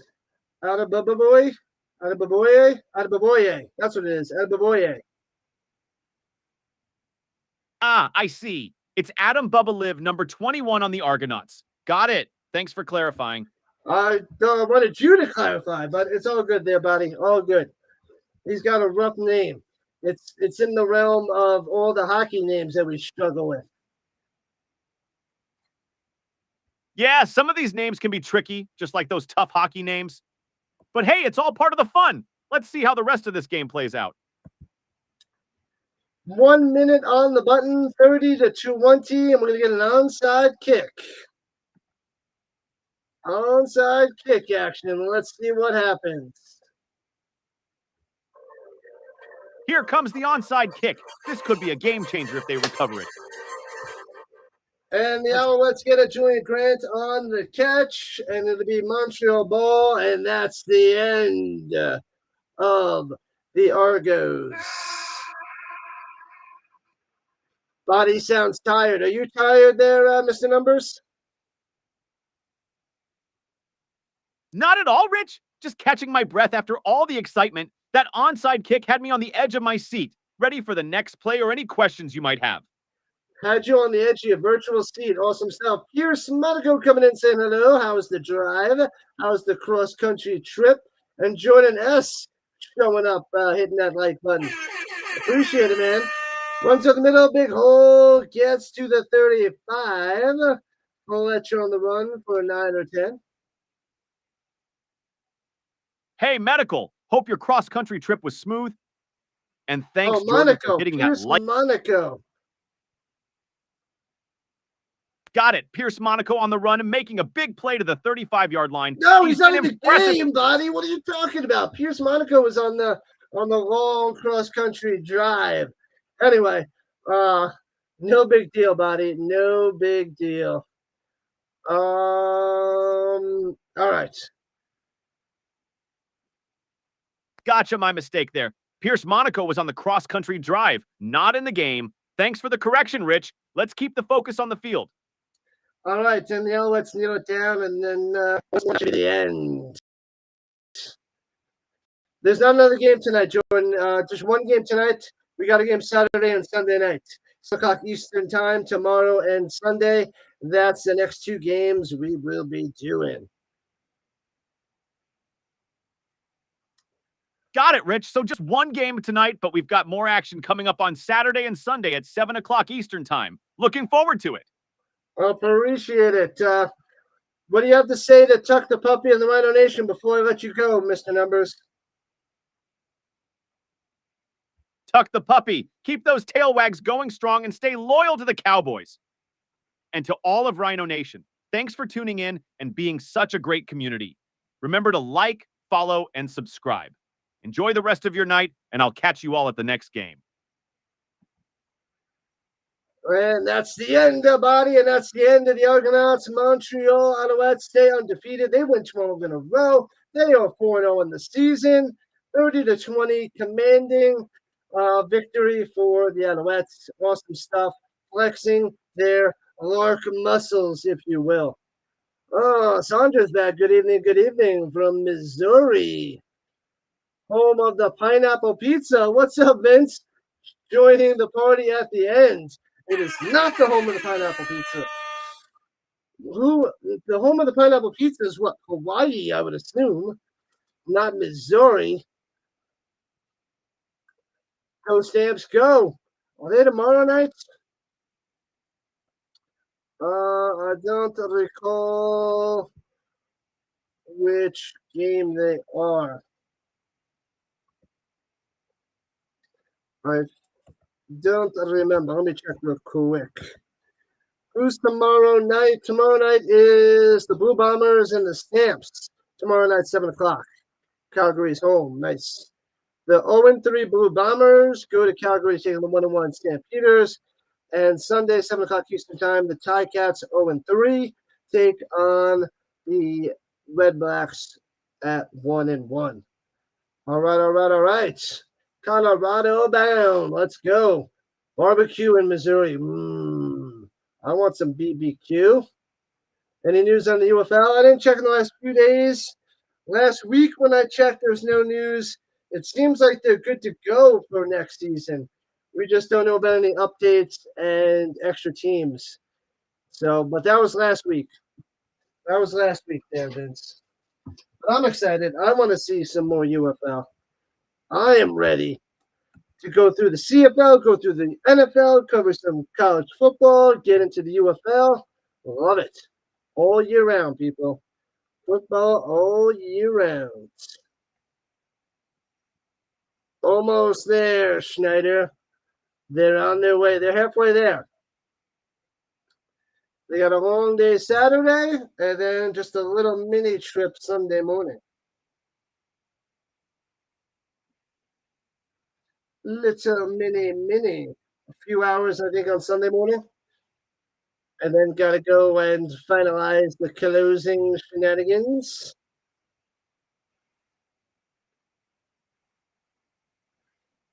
All right, we ended 3 shy of 1,500. 3 subscribers shy of 1,500.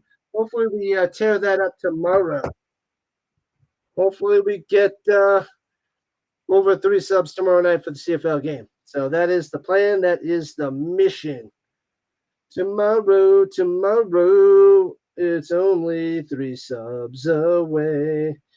Yep, 3 subs away, man. We're at 1497. So close, Sandra. So close. Let me see. Bang. 12 hours from Missouri. Yeah, they'll do what? Roughly 8 tomorrow, then 8 or 9 tomorrow, then 3 or 4 on Sunday morning. Whoop, whoop, whoop. Let's check in on Rumble before we shut it down. Shut it down. Shut it down now. All right, Friday night, 8:30 my time. They have discounts at 9 o'clock, so in a half hour they got I think discounts on the pretzel bites, something like that. Something like that. Who doesn't want the pretzel bites?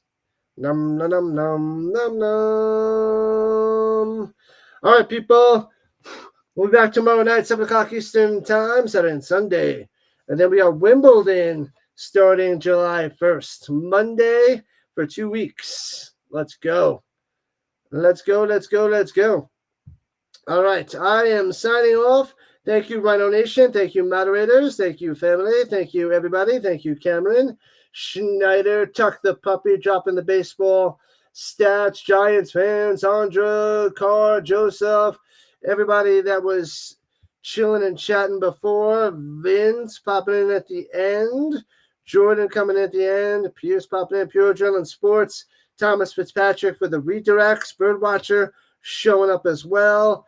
Charles, who was chatting a lot? Lane on the raid. Who was it that was chatting up a bunch? Dallas, my girl, was here. Nick, chatting it up. Thomas. Colette. Can't wait for Wimbledon, Colette. Can't wait. Get ready. Craig won his bets. If you took the Alouettes to cover and the money line, you won that money. McLeod was here. Murdoch. There was one other person that was here chatting it up for a while. Where is it? Guess it's been a while. Tim joining in on the Dixon Way raid. What else am I missing? Team SOS popping in. Baris, Cujo. Tuck the Puppy, Jansen. I forget who the other person was. Sorry, my apologies. Joseph. Whoop, whoop, whoop. All right, people, signing off. Enjoy your Friday night. We'll do it again this weekend. Catch you tomorrow night. Football all day, all week, all year. That's what we do. Thanks again, Rhino Nation. Till tomorrow. Deuces.